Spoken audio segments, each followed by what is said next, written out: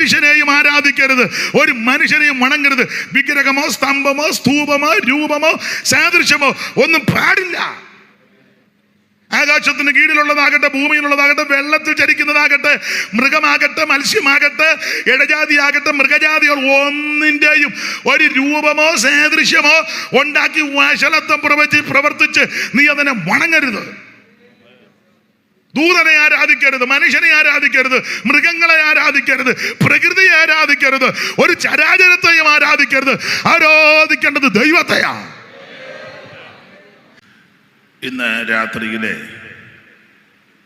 ദൈവവചന ചിന്തയ്ക്ക് അടിസ്ഥാനമായി ഏവർക്കും വളരെ പരിചിതമായ ഒരു തിരുവെഴുത്ത് വായിച്ച് സഹായിക്കണം. മൈക്കിൽ കൂടെ വായിക്കുന്നതായിരിക്കും കുറച്ചുകൂടെ ഉചിതം. വായിക്കുന്നവരെ ശ്രദ്ധിച്ച് തെറ്റുകൂടാതെ വായിച്ച് സഹായിക്കുകയും ചെയ്യണമെന്ന് അപേക്ഷിക്കുന്നു.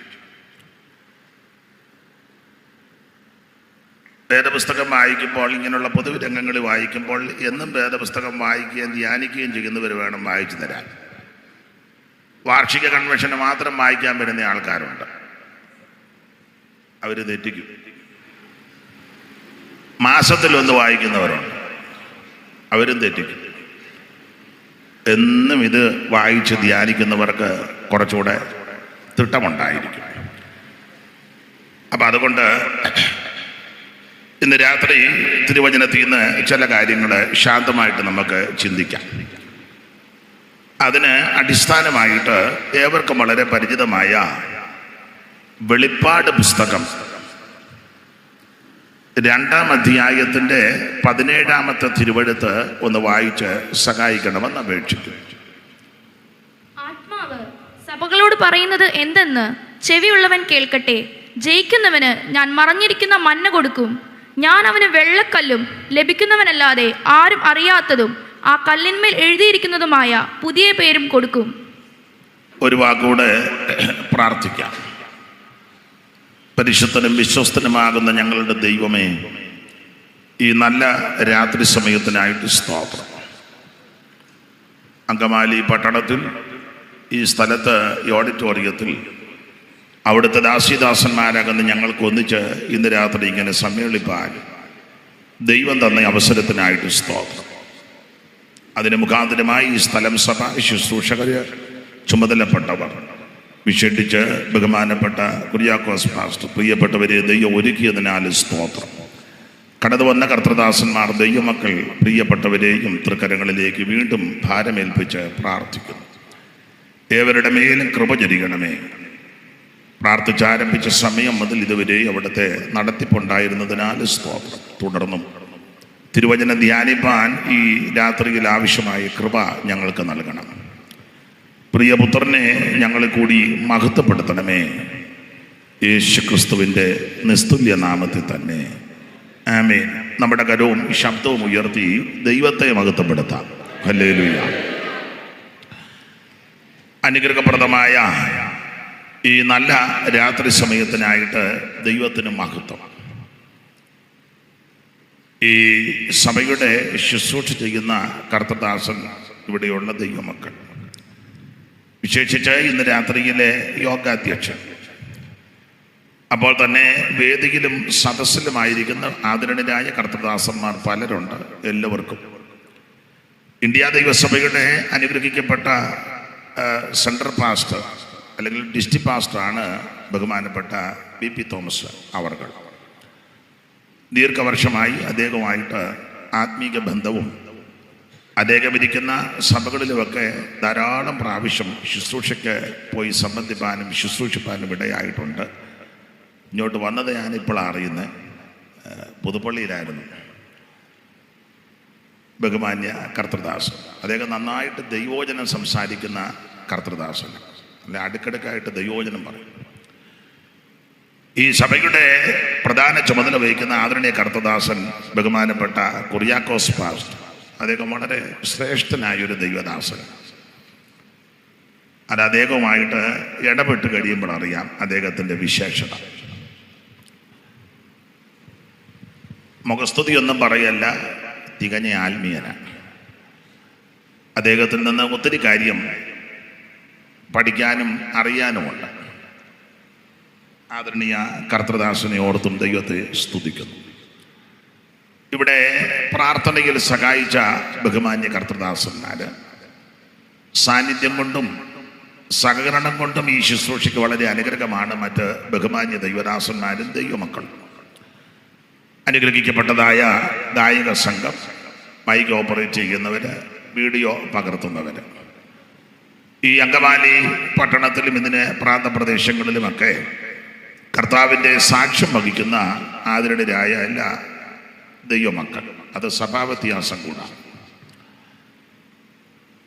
ഇന്ന് രാത്രി ഇവിടെ കൂടപ്പെട്ടിരിക്കുന്ന എല്ലാവരും, ഓൺലൈനിലുള്ളവര്, ഇതിന് ശേഷമായിട്ട് ആരെങ്കിലും ഈ ശുശ്രൂഷ കാണുകയോ കേൾക്കുകയോ ചെയ്യുന്നുണ്ടെങ്കിൽ അങ്ങനെയുള്ള പ്രിയപ്പെട്ടവർ എല്ലാവർക്കും യേശുക്രിസ്തുവിൻ്റെ നിസ്തുല്യ നാമത്തിൽ ഈ സന്ധിയിൽ വന്ദനം. ഒരു 1.5 മണിക്കൂർ മുമ്പ് വരേണ്ടതാണ്. അവിടെ പാലത്തിൻ്റെ അവിടെയെല്ലാം അങ്ങ് ബ്ലോക്കായിപ്പോയി, പെരുമ്പാവൂര് മുതൽ. അതുകൊണ്ടാണ് അല്പം വൈകിയത്. എങ്കിലും ഈ സമയത്ത് എത്തിച്ചേരുവാൻ ദൈവം കൃപ നൽകി. ഇവിടുത്തെ ശുശ്രൂഷയ്ക്ക് ഭംഗമൊന്നും വന്നില്ലല്ലോ. ഇന്ന് രാത്രി കൂടപ്പെട്ടിരിക്കുന്ന എല്ലാവരെയും ദൈവം അനുഗ്രഹിക്കട്ടെ. ചില ദിവസങ്ങൾക്ക് മുമ്പ് ഈ സഭയോടുള്ള ബന്ധത്തിൽ വേങ്ങൂര് ഇതുപോലെ ഒരു ഏകദിന സുവിശേഷ യോഗത്തിൽ സംബന്ധിപ്പാൻ ശുശ്രൂഷിപ്പാനിടയായി. അന്നും ഇതുപോലൊരു ഓഡിറ്റോറിയത്തിലായിരുന്നു. ധാരാളം ആൾക്കാർ അവിടെ വന്ന് ആ ശുശ്രൂഷയിൽ സംബന്ധിച്ചു. ഇന്നും ഏകദിനമായിട്ട് ഈ ശുശ്രൂഷ ക്രമീകരിച്ച് ഇത്രയും പേർക്ക് വരുവാനിടയായി. വലിയ കാര്യമാണ്. കാരണം നല്ല മഴയാണ്. അതിനെയൊക്കെ തരണം ചെയ്ത് ഇന്ന് രാത്രി ഇവിടെ കൂടപ്പെട്ടത് അത് വലിയ കാര്യമാണ്. ദൈവത്തിൻ്റെ മഹത്വം. നിങ്ങളെല്ലാവരെയും ദൈവം അനുഗ്രഹിക്കട്ടെ. നിങ്ങളുടെ സമയം അധികം കവർന്നെടുക്കുന്നില്ല. ഇന്ന് രാത്രി തിരുവചനത്തിൽ നിന്ന് വളരെ ലളിതമായിട്ട് ശാന്തമായിട്ട് ചില ചിന്തകൾ നമുക്ക് ഒന്ന് ചായ വറക്കാം. അങ്കമാലിയിൽ പ്രസംഗിക്കുക എന്ന് പറഞ്ഞാൽ അത് അല്പം കടുപ്പമാണ്. കാരണം ഇവിടെ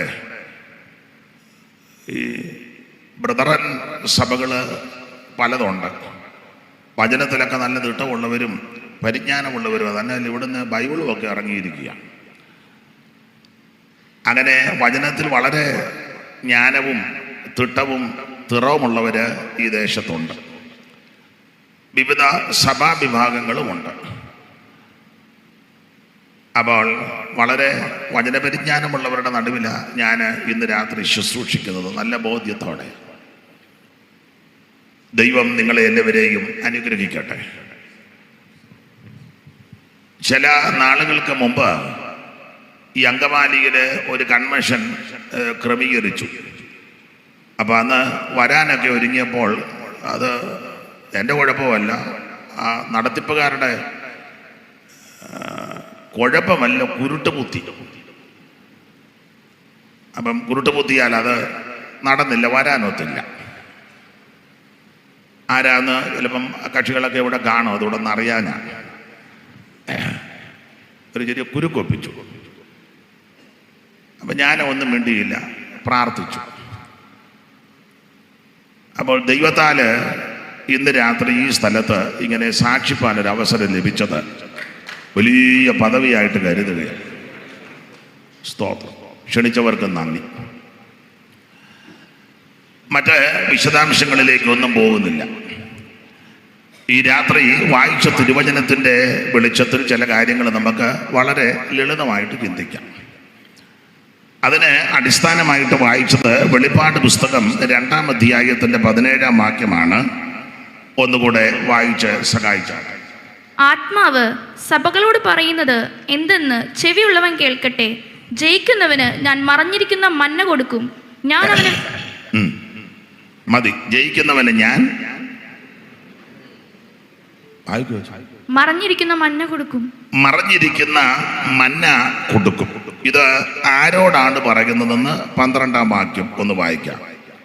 പെർഗമോസിലെ സഭയുടെ ദൂതൻ എഴുതുക. അപ്പോൾ പെർഗമോസിലെ സഭയുടെ ദൂതന ഇത് എഴുതുന്നത്. ആ പെർഗമോസ് സഭയോട് പറയുകയാണ്, ജയിക്കുന്നവന് ഞാൻ മറഞ്ഞിരിക്കുന്ന മന്ന കൊടുക്കും. കരവും ശബ്ദവും ഉയർത്തി ഒരിക്കൽ കൂടി ദൈവത്തെ മഹത്വപ്പെടുത്താം. പുരജമാനജമാർന്നിടും പെർഗമോസഭേ പുരജമാനജമാർന്നിടും പെർഗമോസഭേ പുരജമാനജമാർന്നിടും പെർഗമോസഭേ പുരജമാനജമാർന്നിടും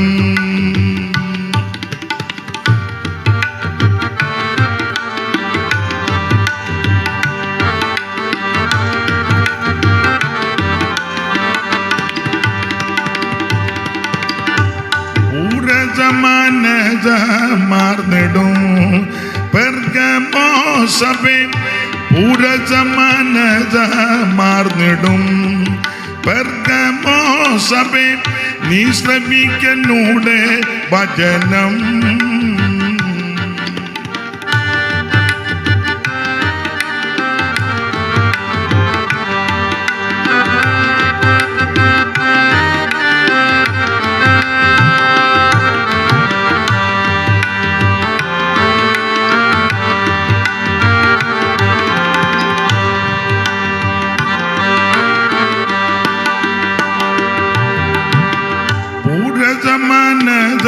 മാർന്നിടും പെർഗമോസഭേ നീ ശ്രമിക്കന്നൂടെ വചനം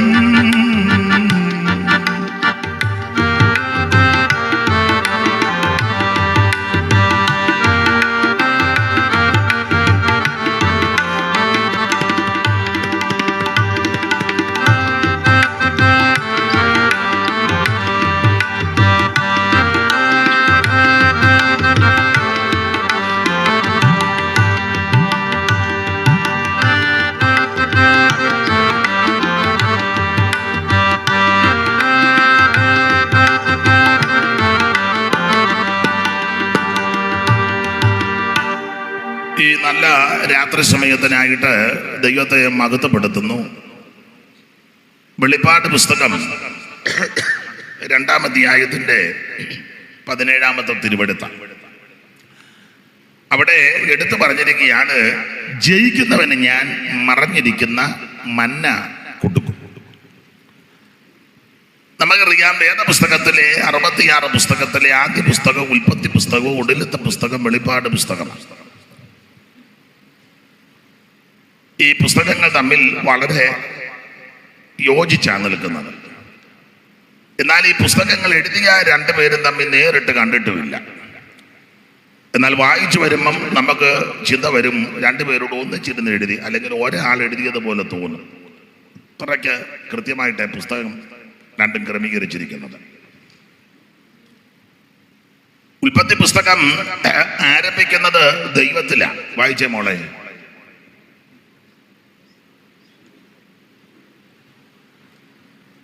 ആദിയിൽ ദൈവം ആകാശവും ഭൂമിയും ആദിയിൽ ദൈവം, അപ്പൊ ദൈവത്തിലാ തുടങ്ങിയത്. എന്നാൽ നമുക്കറിയാം ആ പുസ്തകം അവസാനിക്കുമ്പോൾ ശവപ്പെട്ടിയില്ല. 50-ന്റെ ഒടുവിലത്തെ വാക്യം.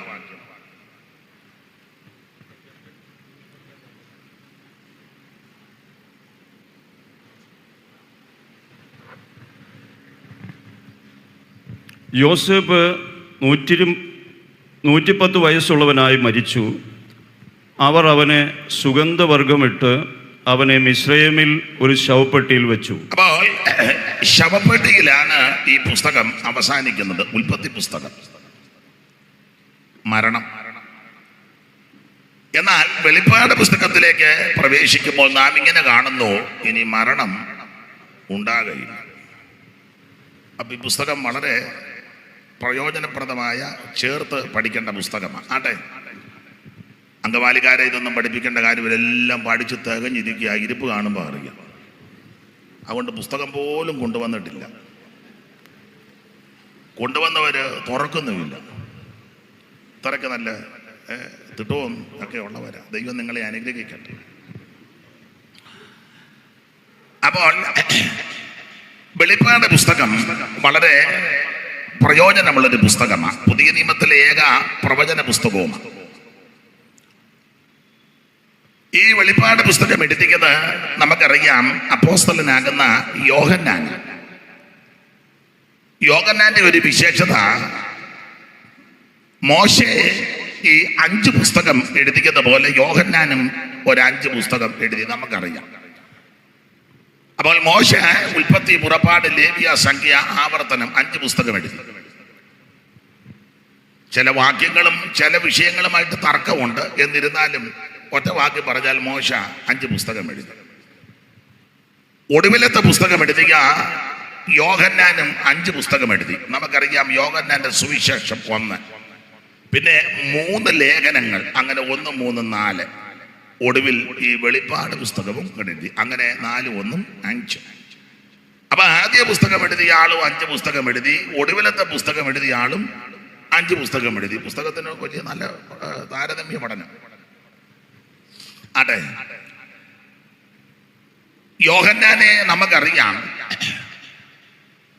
യോഹന്നാൻ യേശുവിനെ നല്ലതുപോലെ ദർശിച്ചയാളാണ്. വിശേഷിച്ച് വെളിപ്പാട് പുസ്തകത്തിൽ കാണുമ്പോൾ യേശു ക്രിസ്തുവിനെ ദർശിക്കുക, തേജസ്കരിക്കപ്പെട്ട യേശു ക്രിസ്തു തിരിഞ്ഞപ്പോൾ, അങ്ങനെ 13-ാം വാക്യം വായിച്ച തിരിഞ്ഞപ്പോൾ 1:13.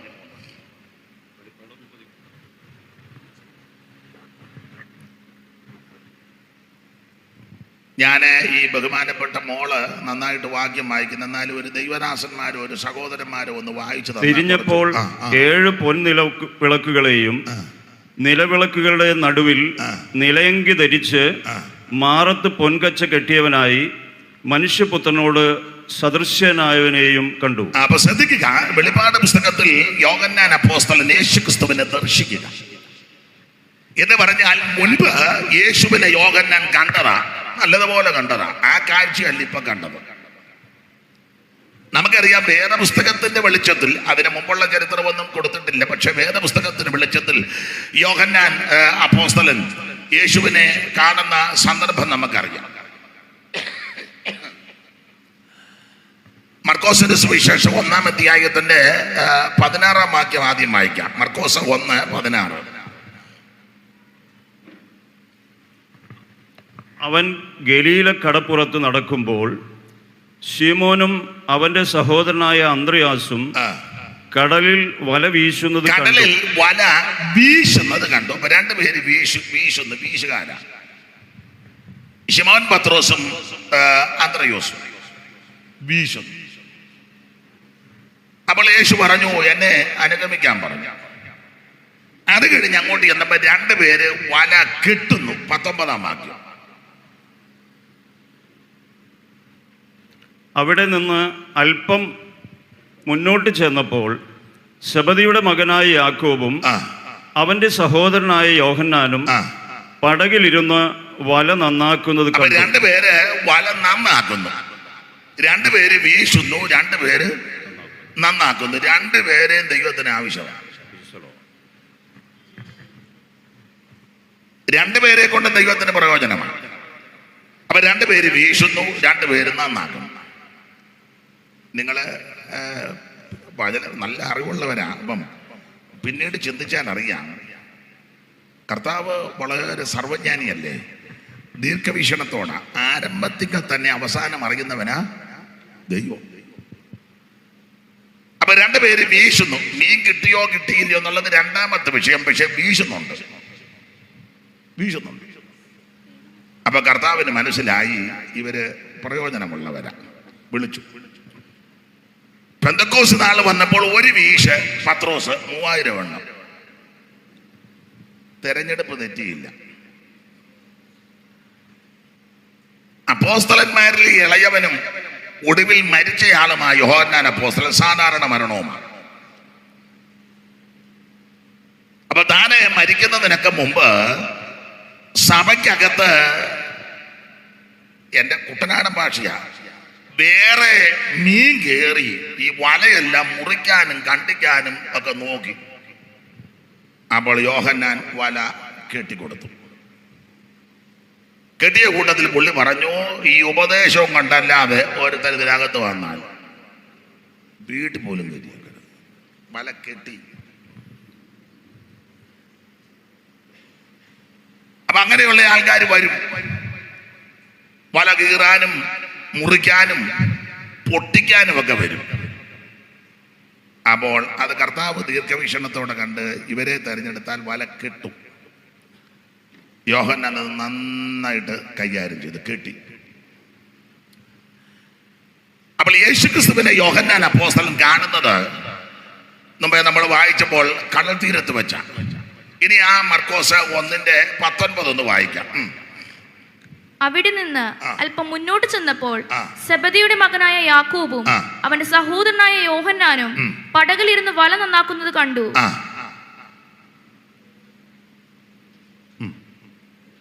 ഉടനെ അവരെയും വിളിച്ചു.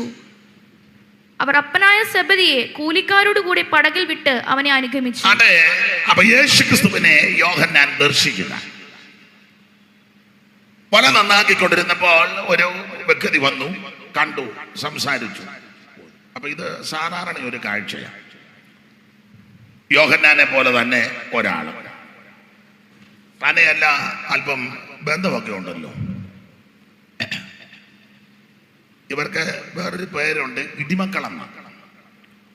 കർത്താവ് അതൊക്കെ ഒന്ന് തിരുത്തി. കർത്താവിൻ്റെ കൂടെ നടന്നപ്പം ഒത്തിരി ശാന്തരായി. ആട്ടെ, അപ്പൊ ഈ ഗലീല കടപ്പുറത്ത് വെച്ച് യേശുവിനെ കണ്ടു യോഹന്നാൻ. എന്നാൽ യേശുവിന്റെ കൂടെ യാത്ര ചെയ്ത് ചില നാൾ കഴിഞ്ഞപ്പോൾ നമുക്കറിയാം, മറുരൂപമലയിൽ വെച്ച് യേശുവിനെ ഒന്ന് കണ്ടു. അത് ഗലീല കടപ്പുറത്ത് കണ്ട കാഴ്ചയല്ല, അല്ല, അത് വിശേഷപ്പെട്ട കാഴ്ചയാണ്. യോഹന്നാന്റെ 1-ാം ലേഖനം 1-ാം അധ്യായത്തിന്റെ 1-2 വാക്യം വായിക്കാം. എല്ലാം അറിവുള്ള വാക്യമായെങ്കിലും ഒന്ന് വായിച്ചോ. ആദ്യം മുതലുള്ളതും ഞങ്ങൾ കേട്ടതും സ്വന്തം കണ്ണുകൊണ്ട് കണ്ടതും. ആദ്യം മുതലുള്ളത് ഞങ്ങൾ കേട്ടതും സ്വന്തം കണ്ണുകൊണ്ട് കണ്ടതും ഞങ്ങൾ നോക്കിയതും ഞങ്ങളുടെ കൈ തൊട്ടതും ആയ ജീവന്റെ വചനം. ആദിയിൽ വചനം ഉണ്ടായിരുന്നു, വചനം ദൈവത്തോടുകൂടി, ആ വചനം ദൈവമായി, വചനത്തെ കണ്ടു, കേട്ടു, തൊട്ടു, രുചിച്ചു. അപ്പൊ ഗലീല കടപ്പുറത്ത് വെച്ച് യേശുവിനെ ഒന്ന് കണ്ടു. ഒരു നല്ല ഒത്തൊരു മനുഷ്യൻ, ഒന്നുകൂടെ പറഞ്ഞ ലക്ഷണമൊത്തൊരു മനുഷ്യൻ. യേശുവിന് ഈ ലക്ഷണക്കേടൊന്നുമില്ല കേട്ടോ. ഒരു തല മതിയല്ലോ, എന്തിനാ? നല്ല തലയാന്നെ ഒന്ന് മതി. നല്ല തലയാന്നേ.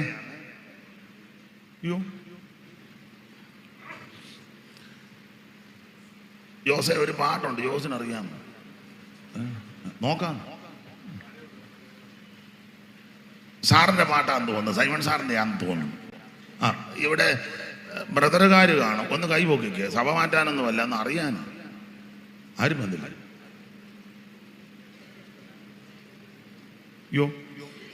ബ്രദർ സഭയിൽ പോകുന്നവർ ഉണ്ട് എന്ന് കൈ പൊക്കാൻ. ജിജോ ഒന്നും വന്നില്ല. ഉണ്ടെങ്കിലും കൈ പൊക്കുകയില്ല.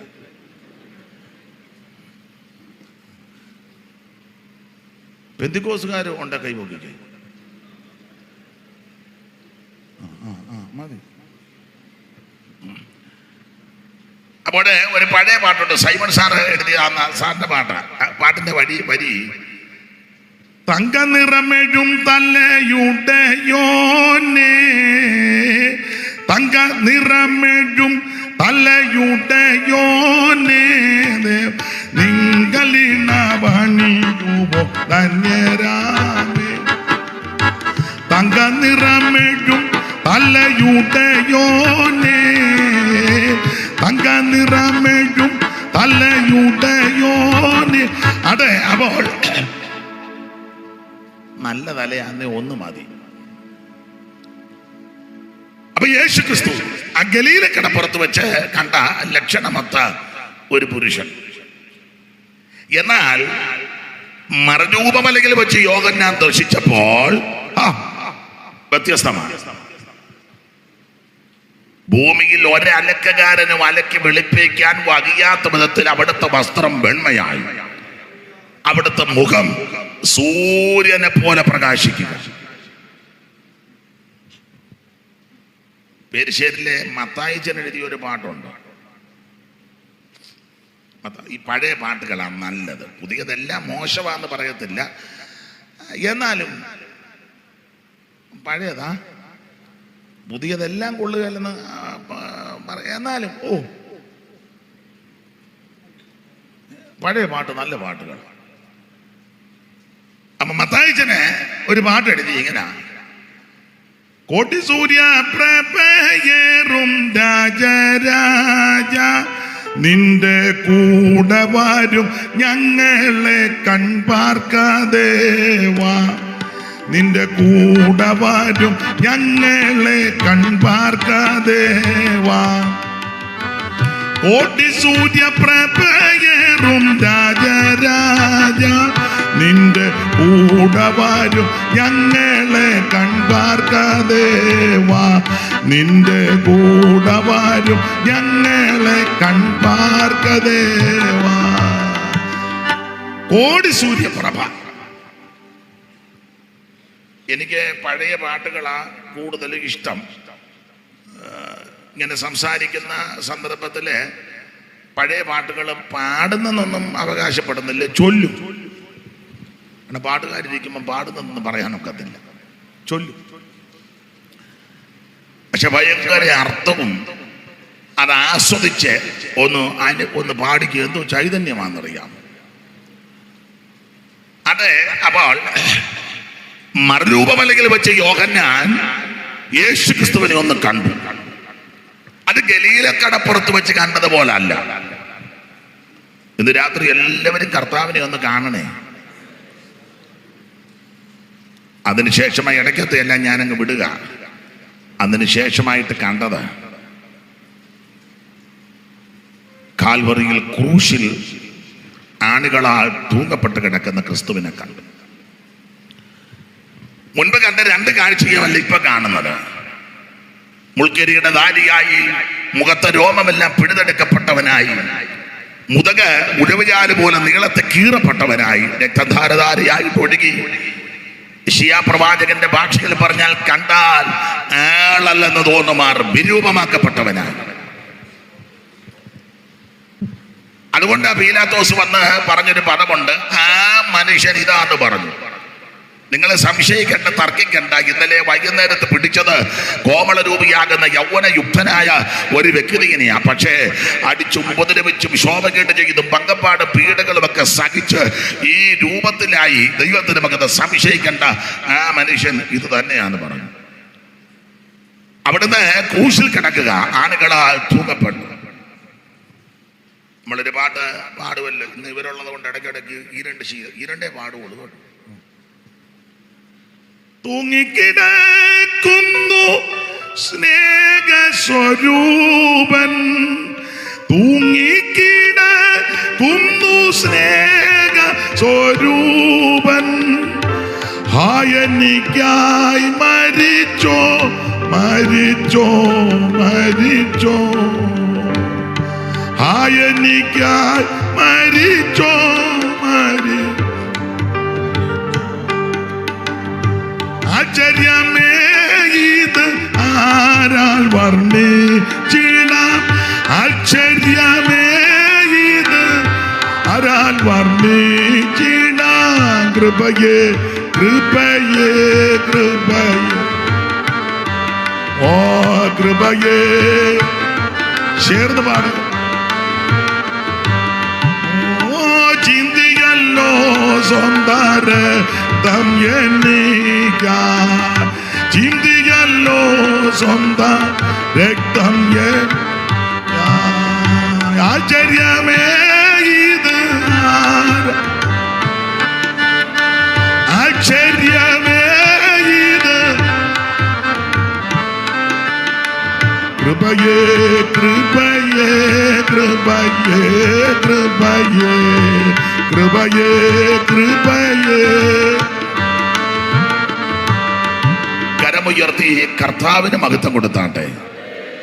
അപ്പൊ ശ്രദ്ധിക്കുക, ക്രൂശിൽ കിടക്കുന്ന യേശുവിനെ യോഹന്നാൻ ദർശിച്ചു. എല്ലാവരും പോയിട്ടും ക്രൂശിന്റെ ചുവട്ടിലുണ്ട്, അവിടെ നിൽക്കുക. അല്ല, അതുകൊണ്ടാ അമ്മയ്ക്ക് സംരക്ഷണം കൊടുക്കണമെന്ന് യോഹന്നാനോട് പറഞ്ഞു. സ്നേഹിച്ച ശിഷ്യനോട് പറഞ്ഞു, അമ്മ വേണ്ടെന്ന്. അപ്പനും അമ്മയെ അന്വേഷിക്കാതെ ലഘുലേഖ കൊടുക്കുന്ന ഒത്തിരി ബിരുദന്മാരെ എനിക്കറിയാം. പെറ്റതള്ളയ്ക്കും തന്തയ്ക്കും ചെലവിനും കൊടുക്കുകയല്ല, അന്വേഷിക്കത്തില്ല. രാവിലെ ഇറങ്ങും തമ്പിയുടെ ഹൃദയമായിട്ട്, തോളയിലൊരു മൈക്കും കാണും. യേശു ക്രിസ്തു പാപികളെ നല്ല കാര്യമാണ്. മറ്റൊരുത്തലിലും ജനിപ്പിച്ച തന്തയും തള്ളയും നാറാന്നിരിക്കുക, അങ്ങോട്ട് പോവുകയില്ല, മിണ്ടുകയില്ല. എനിക്കറിയാം ഒത്തിരി എണ്ണത്തിൽ. ഇതിനകത്തും ചിലപ്പോൾ കാണും ആ ഇരിപ്പ് കണ്ടിട്ട് പരുവക്കേട് ചിലത്.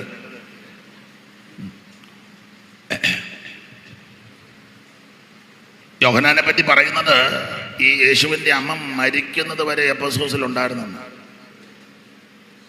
അമ്മയുടെ കാലം കഴിഞ്ഞാ പുള്ളി അമ്മയെ സംരക്ഷിച്ചു.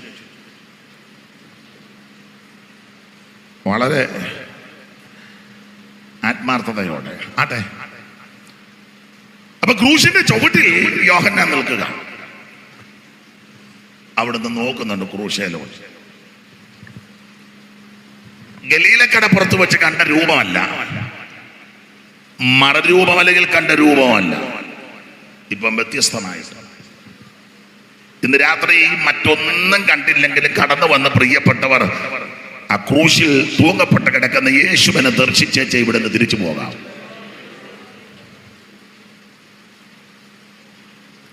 യേശുവിനെ കണ്ടു കഴിഞ്ഞാൽ ഒത്തിരി വ്യത്യാസമാണ് കേട്ടോ. യേശുവിനെ കണ്ടാൽ ഇടയ്ക്ക് കയറി പറയാം, നമുക്കറിയാമല്ലോ ഈ ഡമാസ്കസിന്റെ പടിക്ക് വെച്ച് പൗലോസ് അല്ലെങ്കിൽ ശൗൽ യേശുവിനെ കണ്ടു. അത് അഗ്രിപ്പാവിനോടൊക്കെ വിസ്തരിക്കുന്ന സമയത്ത് പറയുന്ന സന്ദർഭത്തിലുണ്ട്. അതുകൊണ്ട് അഗ്രിപ്പ രാജാവ്, ഞാൻ സ്വർഗീയ ദർശനത്തിന് അനുസരണക്കേട് കാണിച്ചില്ല. എന്നാൽ 26:19 ഒന്ന് വായിച്ചോ. 26:19. അതുകൊണ്ട് അഗ്രിപ്പ രാജാവേ, ഞാൻ സ്വർഗീയ ദർശനത്തിന് അനുസരണക്കേട് കാണിക്കാതെ ആദ്യം ദമസ്കോസിലും യെരുശലേമിലും. മോനെ കോൺലെസ് മൈക്ക് ഉണ്ടോ? ഇത് പുള്ളി കൊടുത്ത് വെച്ചാൽ അതിങ്ങോട്ട് പുള്ളി അവിടെ അടങ്ങിയിരിക്കല്ലോ, ഞാനല്ലേ അങ്ങോട്ടും ഇങ്ങോട്ട് നടക്കുന്നു.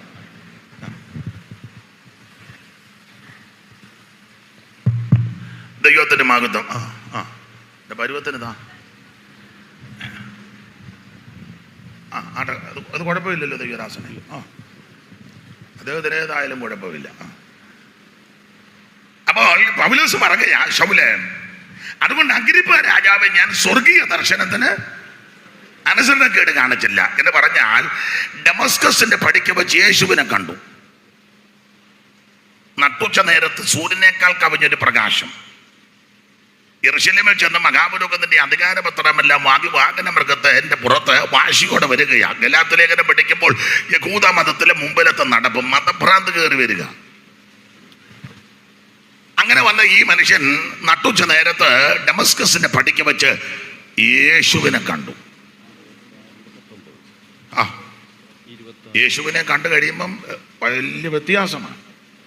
2 കാര്യം പറയാം, അതേ ഇപ്പോൾ ഒക്കുള്ളൂ. 2 കാര്യം എല്ലാവർക്കും അറിയാമല്ലോ. മുൻകാല ജീവിതം യേശുവിനെ കാണുന്നതിന് മുമ്പ് ഇങ്ങനെയാണ് നമ്മൾ വായിക്കുന്നത്. 7-ാം അധ്യായം അപ്പോസ്തലപ്രവൃത്തി 7:8 ചേർത്ത് പഠിച്ചാൽ, സ്തേഫാനോസിനെ കല്ലെറിയാൻ പോയ ആൾക്കാരുടെ വസ്ത്രമെല്ലാം ശൗൽ എന്ന് പേരുള്ള ഒരു ബാല്യക്കാരൻ ഈ കക്ഷിയാ സൂക്ഷിച്ചത്. 8-ാം അധ്യായത്തിന്റെ 1 വായിക്കുന്നത്, അവനെ കൊന്നത് ശൗലിന് സമ്മതമായി. എന്റെ ഭാഷ പറഞ്ഞാൽ 3-ാം വാക്യം ഒന്ന് വായിച്ചേ. 8:3 ഒന്ന് വായിച്ചേ ദൈവദാസനെ. എന്നാൽ ശൗൽ വീട് തോറും ചെന്ന് പുരുഷന്മാരെയും സ്ത്രീകളെയും പിടിച്ചിഴച്ച് തടവിൽ ഏൽപ്പിച്ചുകൊണ്ട് സഭയെ മുടിച്ചു പോന്നു. അപ്പോൾ ഈ മാർഗക്കാരുടെ വീട്ടിൽ കയറി അവരെ പിടിച്ച് വലിച്ച് ഇഴച്ച് ഉപദ്രവിക്കുക പുള്ളിയുടെ തോടില്. അങ്ങനെ ഇരിക്കുമ്പോൾ ആ യേശുവിനെ കണ്ടേ. നീ ആരാകുന്ന കർത്താവേ? ഉടനെ മറുപടി, നീ ഉപദ്രവിക്കുന്ന നസറായനാകുന്ന യേശു ക്രിസ്തു. അപ്പോൾ നിങ്ങൾക്കറിയാം യേശുവിനെ കണ്ടു. കാണുന്നതിന് മുമ്പ് വീട് കയറി ഇങ്ങനെയുള്ളവരെ വലിച്ചഴച്ച് ഉപദ്രവിക്കുക. എന്നാൽ യേശുവിനെ കണ്ടു കഴിഞ്ഞപ്പോഴോ ആ 9:19 ഒന്ന് വായിച്ച്, 9:19 അപ്പോസ്തല പ്രവൃത്തി. അവൻ ദമസ്കോസിലുള്ള ശിഷ്യന്മാരോട് കൂടെ കുറെ നാൾ പാർത്തു. എങ്ങനുണ്ട്? യേശുവിനെ കാണുന്നതിന് മുമ്പ് ഇങ്ങനെയുള്ള ശിഷ്യന്മാരെ ഉപദ്രവിക്കുന്നവനാ. എന്നാൽ യേശുവിനെ കണ്ടു കഴിഞ്ഞപ്പോൾ അങ്ങനെയുള്ളവരോടുകൂടെ താമസിക്കുന്നു. എങ്ങനുണ്ട്? ഇത് യേശുവിനെ കാണുമ്പോൾ ഇങ്ങനെ സ്വഭാവത്തിന് മാറ്റം വരും. നമുക്ക് ഇത് കാണുന്നതിന് മുന്നേ ഇത് തന്നെ സ്വഭാവം കണ്ടു കഴിഞ്ഞു. മാനസാന്തരം എന്ന് പറയുന്നതിൻ്റെ ഒരു പ്രയോഗം തന്നെ തിരിഞ്ഞു വരിക എന്നുള്ളതാണല്ലോ, ഇല്ലയോ? തിരിഞ്ഞു വരണം, തിരിഞ്ഞ് എന്ന് പറഞ്ഞാൽ ദൈവത്തിങ്കിലേക്ക് തിരിയണമെന്ന്. ആണ്ട് അപ്പോസ്തല പ്രവൃത്തി 3-ാം അധ്യായത്തിൻ്റെ 19 ഒന്ന് വായിച്ചു. അറിവുള്ള വാക്യമെങ്കിലും ഒന്ന് വായിച്ചു. 3:19. ആകയാൽ നിങ്ങളുടെ പാപങ്ങൾ മാഞ്ഞു കിട്ടേണ്ടതിന്, ആകയാൽ നിങ്ങളുടെ പാപങ്ങൾ മാഞ്ഞു കിട്ടേണ്ടതിന് മാനസാന്തരപ്പെട്ട് തിരിഞ്ഞുകൊള്ളണം. അപ്പൊ തിരിയണം. അതാ മാനസാന്തരം, തിരിഞ്ഞു വരണമെന്ന്. അപ്പൊ ഈ ശൗല് ഡമസ്കസിന്റെ പടിക്ക വെച്ച് യേശുവിനെ കണ്ടു, മാനസാന്തരപ്പെട്ടു. മാനസാന്തരപ്പെടുന്നതിന് മുമ്പ് ഈ ആൾക്കാരെ പിടിച്ച് വലിച്ചടച്ച് ഉപദ്രവിക്കുക. ഇങ്ങനെയുള്ള ആൾക്കാരെ കണ്ടാൽ പുള്ളി തല്ലും. എന്നാൽ യേശുവിനെ കണ്ടു കഴിഞ്ഞപ്പം ഇങ്ങനെയുള്ള ആൾക്കാരുടെ കൂടെ താമസിക്കുക. ഡമസ്കസിലുള്ള ശിഷ്യന്മാരോട് കൂടെ കുറെ നാൾ വാർത്താ മാനസാന്തരം. ഒരു കാര്യം കൂടെ പറഞ്ഞ ആ ഭാഗം വിടാം. അല്ല, മാനസാന്തരപ്പെട്ടവരാണെന്ന് ചിന്തിച്ചോണം കേട്ടോ. ഇപ്പോഴും ചില വീട്ടുകാരുമായിട്ട് മിണ്ടാത്തവരുണ്ട്. ഒരു സഭയെ കൂടുക, മിണ്ടുകയല്ല. ഒരു സഭയെ നടി ഉണ്ടാക്കി അടുത്ത സഭ തുടങ്ങി. കൺവെൻഷൻ ഇപ്പം വന്നാലും അവരെ കാണുമ്പോൾ നേരെ പെടലി വെട്ടിച്ചിരിക്കും. ഇതിനകത്തും കാണും. എന്നിട്ട് പറഞ്ഞു ഞാൻ 82 മാനസാന്തരപ്പെട്ടെന്നും. മാനസാന്തരപ്പെട്ടാൽ ഇങ്ങനെയൊക്കെ സ്വഭാവത്തിന് വ്യത്യാസം വരും. 2 അതുകൂടെ പറഞ്ഞ ആ ഭാഗം വിടാം. 8-ാം അധ്യായത്തിന്റെ 3-ാം വാക്യം ഒന്നുകൂടെ ഒന്ന് വായിച്ചു. എന്നാൽ ശൗൽ വീട് തോറും ചെന്ന് പുരുഷന്മാരെയും സ്ത്രീകളെയും പിടിച്ചിഴച്ച് തടവിൽ ഏൽപ്പിച്ചുകൊണ്ട് സഭയെ മുടിച്ചു പോകുന്നു. അപ്പൊ ഇങ്ങനെ ചിന്തിച്ചോ, വീട് തോറും കയറി ഉപദ്രവിക്കുക ശൗല്. എന്നാൽ ഡമസ്കസിന്റെ പടിക്ക വെച്ച് യേശുവിനെ കണ്ടു കഴിഞ്ഞപ്പോൾ പിന്നത്തേതിൽ എഴുതിയിരിക്കുന്ന ഒരു പ്രയോഗമുണ്ട്. സെന്റോ മീറ്റിങ്ങിന് പറഞ്ഞതാ. അവിടെ അപ്പോസ്തല പ്രവർത്തകരുടെ പുസ്തകം 20-ാം അധ്യായത്തിന്റെ 17 മുതൽ വായിക്കണം. അപ്പൊ മനസ്സിലാകും. എഫെസോസിൽ 3 കൊല്ലം വേല ചെയ്തു പോയപ്പോ പറഞ്ഞതാ. മിലേത്തോസിൽ നിന്ന് അവൻ എഫെസോസിലേക്ക് ആളയച്ച് സഭയിലെ മൂപ്പന്മാരെ വരുത്തി അവരെ എൻ്റെ അവിടേക്ക് വന്നപ്പോൾ അവരോട് പറഞ്ഞ കാര്യം അടുത്ത കണ്ടിക്കാൻ ഞാൻ ആശയിൽ വന്ന 1-ാം നാൾ മുതൽ എല്ലായ്പ്പോഴും നിങ്ങളോടുകൂടെ എങ്ങനെ ഇരുന്നുവെന്നും വളരെ താഴ്മയോടും കണ്ണുനീരോടും യഹൂദന്മാരുടെ കൂട്ടുകെട്ടുകളാൽ എനിക്കുണ്ടായ കഷ്ടങ്ങളോടും കൂടെ കർത്താവിനെ സേവിച്ചുവെന്നും പ്രയോജനമുള്ളതെന്നും മറച്ചു വെക്കാൻ അടുത്ത പദം. പരസ്യമായും വീട് തോറും നിങ്ങളോട് അറിയിക്കുകയും മതി. യേശുവിനെ കാണുന്നതിന് മുമ്പ് വീട് തോറും കയറി ഉപദ്രവിക്കുക. എന്നാൽ യേശുവിനെ കണ്ടു കഴിഞ്ഞപ്പോൾ വീട് തോറും കയറി സുവിശേഷം പറയുക. അതാ മാനസാന്തരം. ഇതാ മാനസാന്തരം. ഒരു ചൈതന്യവും ഇല്ലാതിരിക്കും. മഴ ആയതുകൊണ്ടായിരിക്കും. യേശുവിനെ കാണുന്നതിന് മുമ്പ് വീട് തോറും കയറി ഉപദ്രവിക്കുന്നവനാ. എന്നാൽ യേശുവിനെ കണ്ടു കഴിഞ്ഞപ്പോൾ ഓരോ വീട് തോറും കയറി യേശുവിനെ പറയാൻ തുടങ്ങി. ഇന്ന് രാത്രി എന്നെ കേൾക്കുന്ന ബഹുമാന്യരെ, ഈ ഒരു നല്ല അനുഭവം നമ്മുടെ ജീവിതത്തിൽ ഉണ്ടായിരിക്കണം. അവര് പ്രതികരിക്കാതിരിക്കോ, ഉൾക്കൊള്ളാതിരിക്കോ നമ്മുടെ വിഷയമല്ല. പൗലോസ് എല്ലാവരുടെ സുവിശേഷം അറിയിച്ചു. അതിന്റെ മെത്തേഡൊക്കെ അവിടെ എഴുതിയിട്ടുണ്ട്. കണ്ടവരോട് ചന്തസ്ഥലത്തെ, വഴിവക്കത്തെ, പുഴവക്കത്തെ, മെനക്കെടാതെ വീട് തോറും പരസ്യമായി രഹസ്യമായി ചെറിയവരോടും വലിയവരോടും. അതാ നമ്മുടെ ആൾക്കാർ സുവിശേഷമൊക്കെ പറയാൻ പോകും, പക്ഷെ അത്ര വലിയ ആത്മഭാരം ഒന്നുമില്ല. ഉണ്ടെന്നായി പറയുന്നേ, വലിയ ഭാരമൊന്നും. അതിന് ചെറിയ ഉദാഹരണം, ടീം പ്രവർത്തനം എന്നാ പറയുന്നത്. നല്ല ടീമാണ്.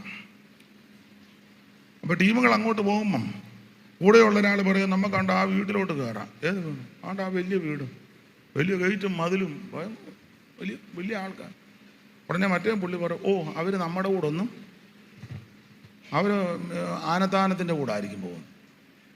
ഇല്ല അവർ മുല്ലക്കരയുടെ കൂടെ, ഇല്ല തങ്കുവിൻ്റെ കൂടെ, താരുവിൻ്റെ കൂടെയൊക്കെ. ഈ ഏരിയയാണ് പറയും ഡാമിയൻ്റെ കൂടെ, ഈ സൈഡിലൊക്കെ ഉണ്ട്. അവർ നമ്മുടെ കൂടെ ഒന്നും വരികയില്ല. അല്ല നമുക്കൊന്ന് കയറാം. ഓ വേണ്ട, വെറുതെ എന്തിനാ? അല്ല അത് നല്ല ചുറ്റുപാടും നല്ല വീടുമൊക്കെയാ. വരികയാണെങ്കിൽ നമ്മുടെ സഭയ്ക്ക് നല്ലൊരു അസറ്റാണ്. രണ്ടുപേരും തർക്കമാണ്. ഉടനെ കൂടെ ഉള്ള പുള്ളി, ഓ പട്ടി കാണും. ഉടനെ മറ്റേ പുള്ളി പട്ടിയെ പൂട്ടിയിട്ടേക്കായിരിക്കും. ഓ പൂട്ടിയാലും ചിലപ്പോൾ എങ്ങാനും വന്ന് കടിച്ചെങ്കിൽ ഉഴപ്പുക. എടാ നമുക്കൊന്ന് കയറാം. ഓ ഞാനില്ല, നിങ്ങൾ വേണേൽ കയറി വെച്ച്. തന്നെയല്ല അവർ നമ്മുടെ കൂടെ ഒന്നും വരികയല്ല. നമ്മുടെ ഈ ഹോളിനകത്ത് അവർ വന്നിരിക്കുമോ? അവസാനം എന്നാ വേണ്ട. രണ്ടുപേരും കൂടെ ലഘുലഘയായിട്ട് നടക്കുമ്പം ഈ റോഡ് സൈഡിലെ പുറമ്പോക്കിലെ ഓലയൊക്കെ മറച്ച്, ചാക്കുമൊക്കെ കെട്ടി മറച്ച്, പനയോല കൊണ്ടൊക്കെ മറച്ച്, അല്ലെ പനമ്പുമൊക്കെ മറച്ച്, ചാണകം ഇട്ട് മെഴുകി, അല്ലെ ഈ പഞ്ഞിപ്പലക അടിച്ച ചെറിയൊരു വീട് കാണും. ചെറിയ വീട് പുറമ്പോക്കിൽ. ഉടനെ കൂടെയുള്ള പുള്ളി പറയാം, നമുക്ക് അന്ന് അങ്ങോട്ട് കയറാം. എന്നാതിന്? ഓ അത് നിങ്ങൾ നമ്മുടെ കൂടെ വന്നിട്ടും വലിയ അല്ല, നിങ്ങൾ നെഞ്ചത്ത് കൈവച്ചൊന്ന് പറ, സത്യമാണോ ഇല്ലയോ എന്ന്. അപ്പം നമ്മുടെ ഈ ആത്മഭാരം ഒന്നും ശരിയായ ആത്മഭാരം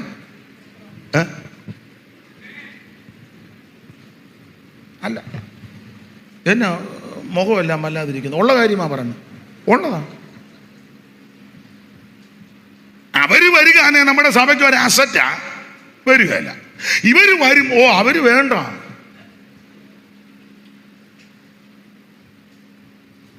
എന്നുവെച്ചാൽ നമ്മൾ സഭയെ വന്നിരുന്ന പട്ടി മോങ്ങും പോലെ മോങ്ങും. അപ്പോ ആയിരങ്ങൾ നശിക്കുന്നു. പിന്നെ ആദ്യം നമുക്കൊരു മാനസാന്തരം വരണം. ചില സഭകളിലൊക്കെ ചിലർക്ക് മെമ്പർഷിപ്പ് കൊടുക്കുകയല്ലെന്ന് കേൾക്കുന്നു. കൊടുക്കുകയല്ല. ഒരു മെമ്പർഷിപ്പിന് കൊടുത്താൽ ഉടനെ അവർ അപേക്ഷ കൊടുക്കും, നോക്കും അതെങ്ങനെ നമ്മുടെ ഇതിന് പറ്റുന്നതാണോ എന്ന്. നമ്മുടെ ഇതിന് എന്നാ അതിന് പറയാനേ, നമ്മുടെ സ്റ്റാറ്റസ്. എനിക്ക് ഇംഗ്ലീഷ് വലിയ വശമില്ല, അതായി കുഴപ്പം.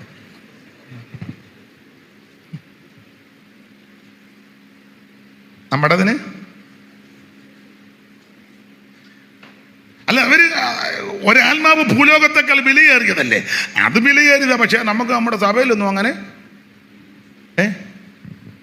അവൻ്റെ കൂടെ അങ്ങനെ ഇരിക്കുന്നത്, അവനെങ്ങനെ കൈ കൊടുക്കുന്നത്? അപ്പൊ നിങ്ങൾ ശ്രദ്ധിച്ചേ, നമ്മുടെ ആത്മഭാരം ശരിയായ ആത്മഭാരമാണോ? പ്രിയരെ, നമ്മളെ അറിയുന്ന ഒരു നല്ല ദൈവമുണ്ട് കേട്ടോ. നമുക്ക് ആ ഭാഗം വിട്ടേക്കാം. പലരും ഇരുന്ന് വിഷമിക്കുന്നതായിട്ട് ഞാൻ കാണുന്നു. നിങ്ങൾ വളരെ ആഗ്രഹത്തോടെ ദൈവമേ ഒന്ന് എന്തെങ്കിലും കേൾക്കാന്ന് ഓർത്ത് വന്നപ്പോൾ പുള്ളി ഇതാണെന്നോ പറയുന്നത്. ഇപ്പം എഴുന്നേറ്റ് പോയാൽ കൊള്ളാമെന്ന് ചിന്തിച്ച ആൾക്കാരുണ്ട്. പിന്നെ പോകാത്തത് അവർ പറയാക്ക് ബോധമുള്ളവനല്ല, എഴുന്നേറ്റ് അയാൾ വല്ലതും വിളിച്ച് പറയും, അതുകൊണ്ട് തീരുമ്പോൾ പോയാൽ മതി എന്നൊക്കെ അങ്ങനെ ഇരിക്കുന്നവരുണ്ട്. ആട്ടെ, നമുക്ക് ആ വിഷയം വിടാം. യേശുവിനെ കണ്ടു കഴിയുമ്പോൾ സ്വഭാവത്തിന് മാറ്റമാണ്.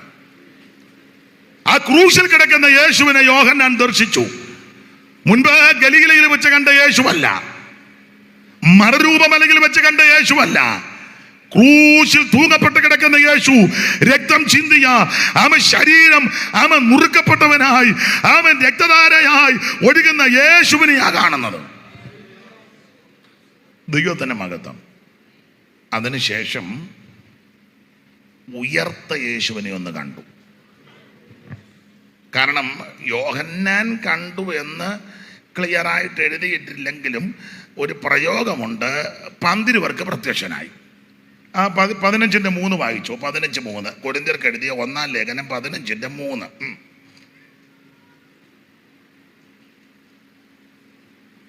ക്രിസ്തു നമ്മുടെ പാപങ്ങൾക്ക് വേണ്ടി യേശു ക്രിസ്തു നമ്മുടെ പാപങ്ങൾക്ക് വേണ്ടി തിരുവെടുത്തുകളും പ്രകാരം മരിച്ചു, അടക്കപ്പെട്ട് തിരുവെടുത്തുകളും പ്രകാരം 3-ാം നാൾ ഉയർത്തെഴുന്നേറ്റ് കേഫാവിനും പിന്നെ പന്തിരുവർക്കും അപ്പൊ പന്തിരുവർക്ക് പ്രത്യക്ഷപ്പെട്ടു.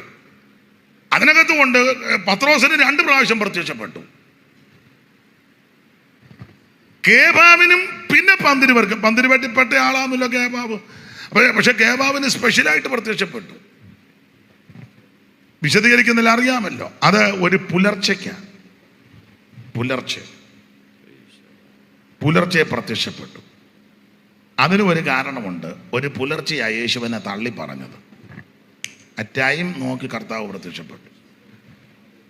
അപ്പോൾ 12 പേർക്ക് യേശു പ്രത്യക്ഷപ്പെട്ടു. അപ്പൊ യോഹന്നാൻ ഉയർത്തെഴുന്നേറ്റ് യേശുവിനെ ഒന്ന് കണ്ടു. ഗലീലയിൽ വെച്ച് കണ്ടു, മറുരൂപമലയിൽ വെച്ച് കണ്ടു, ക്രൂശിൽ കിടന്ന ക്രിസ്തുവിനെ കണ്ടു. ആമേൻ. ഉയർത്തെഴുന്നേറ്റ യേശുവിനെയും കണ്ടു. എന്നാൽ വെളിപ്പാട് പുസ്തകം 1-ാം അധ്യായത്തിൽ കണ്ടത് ഇതിനെല്ലാം വ്യത്യസ്തമായ നിലയിലാണ് യേശുവിനെ കാണുന്നത്. നമുക്കറിയാം, വെളിപ്പാട് പുസ്തകം 22 അധ്യായമുണ്ട്. ഇത് പത്മോസിൽ വെച്ച് യോഹന്നാന് ലഭിച്ച ദർശനങ്ങളാണ്. യേശു ക്രിസ്തുവിൻ്റെ വെളിപ്പാട് അങ്ങനെയാണ് നമ്മൾ വായിക്കുന്നത്. കർത്താവിന് മഹത്വം. ഓരോ അധ്യായത്തിലും സ്തോത്രം പ്രത്യേക വിഷയങ്ങൾ തരംതിരിച്ചാണ് നമ്മൾ സാധാരണ പഠിക്കുന്നത്. ഈ വെളിപ്പാട് പുസ്തകം നന്നായിട്ട് പഠിപ്പിക്കുന്ന, പ്രസംഗിക്കുന്ന, ഓരോ വാക്കുമെടുത്ത് നന്നായിട്ട് പറയുന്ന ധാരാളം ദൈവദാസന്മാർ നമ്മുടെ ഇടയിലുണ്ട്. അവരെയൊക്കെ ഓർത്ത് ഞാൻ ദൈവത്തെ സ്തുതിക്കുന്നു. അതുകൊണ്ട് ഞാൻ ആ ഭാഗത്തേക്ക് അധികം കൈവെക്കുന്നില്ല. എന്തിനാ പഴയ ആൾക്കാർ പറഞ്ഞ വയ്യാത്ത പട്ടി കയ്യാല, നമുക്കറിയാവുന്ന കാര്യം മതിയല്ലോ. അതൊക്കെ നല്ല ജ്ഞാനമുള്ളവരുണ്ട്. ദൈവം അവരെ ബലപ്പെടുത്തട്ടെ. അപ്പോൾ ഓരോ അധ്യായത്തിലും നമ്മൾ പ്രത്യേകമായിട്ട് പഠിക്കാറുണ്ട്. 1-ാം അധ്യായം തേജസ്കരിക്കപ്പെട്ട യേശു ക്രിസ്തു, 2-3 അധ്യായം 7 സഭയ്ക്കുള്ള ദൂത, 4-ാം അധ്യായത്തിൽ യോഹന്നാനെ മുകളിലോട്ട് വിളിക്കുക, 5-ാം അധ്യായത്തിൽ അവന് വീണ്ടെടുപ്പിൻ്റെതായ സംഭവം നമ്മൾ കാണുന്നുണ്ട്. 6-ാം അധ്യായത്തിൽ 7 മുദ്രയിൽ 6 മുദ്ര പൊട്ടിക്കുന്നു. 7-ാം അധ്യായത്തിൽ 144,000 പേര് ദർശിക്കുന്നു. 8-ാം അധ്യായത്തിൽ 7-ാം മുദ്ര പൊട്ടിക്കുകയും കാഹളങ്ങൾ മീട്ടുന്നതായിട്ട് നമ്മൾ ദർശിക്കുന്നു. 9-ാം അധ്യായത്തിൽ യൂഫ്രട്ടീസ് നദീതീരത്ത് ബന്ധിച്ച ദൂതനെ അടിച്ചുവിടുന്നു. 10-ാം അധ്യായത്തിൽ ചെറുപുസ്തകം വാങ്ങി ഭക്ഷിക്കുന്നു. 11-ാം അധ്യായം 2 സാക്ഷികൾ, 12 സൂര്യധാരണിയായ ഒരു സ്ത്രീയെ കാണുന്നു. 13-ാം അധ്യായം ഘോരവും ഭയങ്കരമായ മൃഗം സമുദ്രത്തിൽ നിന്ന് കയറി വരുന്നു. 14-ാം അധ്യായം സിയോൻ മലയിൽ കുഞ്ഞാടിനോട് കൂടെ 144,000 പേര്. 15-ാം അധ്യായം മോശയുടെ പാട്ട്, കുഞ്ഞാടിന്റെ പാട്ടും പാടി വീണ പിടിച്ച് വൈണികന്മാർ ആ നദികളുടെ തീരത്ത് നിന്ന് പാടി കർത്താവിനെ മഹത്വപ്പെടുത്തുന്നു. 16-ാം അധ്യായം 7 ക്രോധകലശങ്ങൾ ഭൂമിയിലേക്ക് ഒടിക്കുന്നു. 17-ാം അധ്യായം എതിർ ക്രിസ്തുവിന്റെ മണവാട്ടി മർമ്മം മഗതിയാം ബാബിലോൺ. 18-ാം അധ്യായം വാണിജ്യ ബാബിലോണിന്റെ അധപ്പതനം നശിക്കുന്നു. 1 മണിക്കൂർ കൊണ്ട് കത്തിച്ചാമ്പലാകുന്നു. 19 കുഞ്ഞാടിന്റെ കല്യാണം. 20 1000 ആണ്ട് വാഴ്ച. 21 അവൻ പുതിയ യെരൂശലേം. 22 ഒറ്റ വാക്ക് പറഞ്ഞാൽ നിത്യത. ഇങ്ങനെയാണ് ഓടിച്ച് നമ്മൾ ചിന്തിക്കുന്നത്. അപ്പോൾ 1-ാം അധ്യായം നമുക്കറിയാം 7 സഭയ്ക്കുള്ള ദൂത, തേജസ്കരിക്കപ്പെട്ട യേശു ക്രിസ്തു. പത്മോസ് എന്ന ദ്വീപിൽ യോഹന്നാനെ നാട് കടത്താൻ 2 കാരണമാണ് അവിടെ കൊടുത്തിരിക്കുന്നത്. 1-ാം അധ്യായത്തിന്റെ 9. അറിവുള്ള വാക്യമായെങ്കിലും ഒന്ന് വായിച്ചു. 1-9. നിങ്ങളുടെ സഹോദരനും യേശുവിന്റെ കഷ്ടതയിലും രാജ്യത്തിലും സഹിഷ്ണുതയിലും നിങ്ങളുടെ സഹോദരനും, നല്ല പ്രയോഗമാണ്, നിങ്ങളുടെ സഹോദരൻ സഭയോട് യേശുക്രിസ്തുവിന്റെ വെളിപ്പാട് സഭയ്ക്ക് അറിയിക്കുമ്പോൾ നിങ്ങളുടെ നല്ല പ്രയോഗമാണ്. നമ്മുടെ ആൾക്കാർ എന്തെല്ലാം വിശേഷണം കൊടുത്താച്ചാ ഒന്ന് പരിചയപ്പെടുത്തുന്നത്. Doctor, reverend, so and so. ഇനി ആള് പിന്നെ കേരളത്തിന് വെളിയിലും ഇന്ത്യക്ക് വെളിയിലും ലോകത്തിന് വെളിയിലും എല്ലാം പുള്ളി എന്തെല്ലാം വിശേഷണങ്ങളാണ്. ഇവിടത്തെ ഈ മനുഷ്യനെ പറ്റി പറയാ നിങ്ങളുടെ സഹോദരൻ. ഇന്ന് നമ്മുടെ ഓവർസീറയോ സൂപ്രണ്ടിനെയോ IPCയുടെ പ്രസിഡന്റിനെയോ അല്ലെങ്കിൽ ഷാരോന്റെ പ്രസിഡന്റിനെയോ വല്ലോ സഹോദരനെങ്ങാനും വിളിച്ചാൽ നല്ല പുകില. അവനെ ഒന്നെങ്കിൽ അട്ടപ്പാടിക്ക് ട്രാൻസ്ഫർ ആക്കുമില്ലേ, അവനെ ഇവന്മാരെല്ലാം കൂടി എന്നാ നിങ്ങളല്ല ഇങ്ങനെ പമ്മിയിരിക്കുന്നത്. ഉള്ള കാര്യം ഒന്ന് കൊല വിളിക്കും. അതുകൊണ്ട് വരുന്ന ഉപദേശിമാരെല്ലാം അങ്ങ് താങ്ങുക. ശ്രേഷ്ഠദാസൻ, വിലയേറിയ ദാസൻ, അതിനെ പുള്ളി തന്നെ ഇങ്ങനെ പൊങ്ങുക. മഹത്വമൊക്കെ ദൈവത്തിനാ കേട്ടോ. അല്ല, ചിലരെ ഇങ്ങനെ പൊക്കിയില്ലെങ്കിൽ അവന് പിന്നെ പണി കൊടുക്കും. അത് പേടിച്ച് ഒരു കൺവെൻഷനിൽ തന്നെ വരുന്നവരെല്ലാം ഈ പ്രസിഡന്റിനെ അങ്ങ് പൊക്കുക. Overseer, സൂപ്പറുണ്ട്, president. അതല്ല ഇവർ പറയണം. ബ്രദറെ ആരേലും ഒരു വാക്കൊന്ന് പറഞ്ഞു, പിന്നെ അധികം വരുന്നവനെല്ലാം കയറി പറയേണ്ട കാര്യമൊന്നുമില്ല. ഞാൻ ഈ നന്ദിവാചകം പറയുന്നതിനോട് എനിക്ക് വലിയ താല്പര്യമില്ല. ഏതാ കൺവെൻഷനൊക്കെ എല്ലാവരും അങ്ങ് നന്ദിവാചകം. എന്തിനും നമ്മളെല്ലാം കൂടെ ദൈവത്തിന് നന്ദി പറയണം. ഇപ്പൊ എനിക്ക് നന്ദി പറയേണ്ട ഒരു കാര്യവുമില്ല. അതിനാ ഞാനും ദൈവദാസനും നമ്മളെല്ലാം കൂടെ ദൈവത്തിന് നന്ദി പറയണം. ചില പറയാറുണ്ട് തിരക്കുകളുടെ നടുവിൽ ബദ്ധപ്പാടുന്ന എന്തോ തിരക്ക്. ഇതല്ലേ നമ്മുടെ പണി. ഇതിനിടയ്ക്ക് വേറെ പണി വല്ലതും ഉണ്ടോ? നമ്മളെ ഏൽപ്പിച്ച കാര്യം നമ്മൾ കൃത്യമായിട്ട് ചെയ്യുന്നില്ല. അപ്പൊ ഞാൻ ദൈവത്തിന് നന്ദി പറയണം. എൻ്റെ ഈ പോയിന്റ് ഇഷ്ടം പോലെ ഉണ്ട്. ആരെങ്കിലും വിളിച്ചില്ലെങ്കിലോ? അപ്പൊ ആദ്യം ദൈവത്തിന് നന്ദി പറയണം. പിന്നെ വരുന്നവര് ഈ നടത്തിപ്പുകാർക്കാണ് നന്ദി പറയണ്ടേ. നമ്മുടെ പേര് മറന്നുപോയി. ഇവിടുത്തെ പാസ്റ്റർ ആരാ? കുര്യാച്ചൻ എവിടെ പോയി? കുര്യാച്ചൻ മുങ്ങിയോ? അല്ല ഇത് കറിയാമ്പ. നമ്മളാ ഇവിടെ വന്നിരിക്കും. എവിടെ പോയി?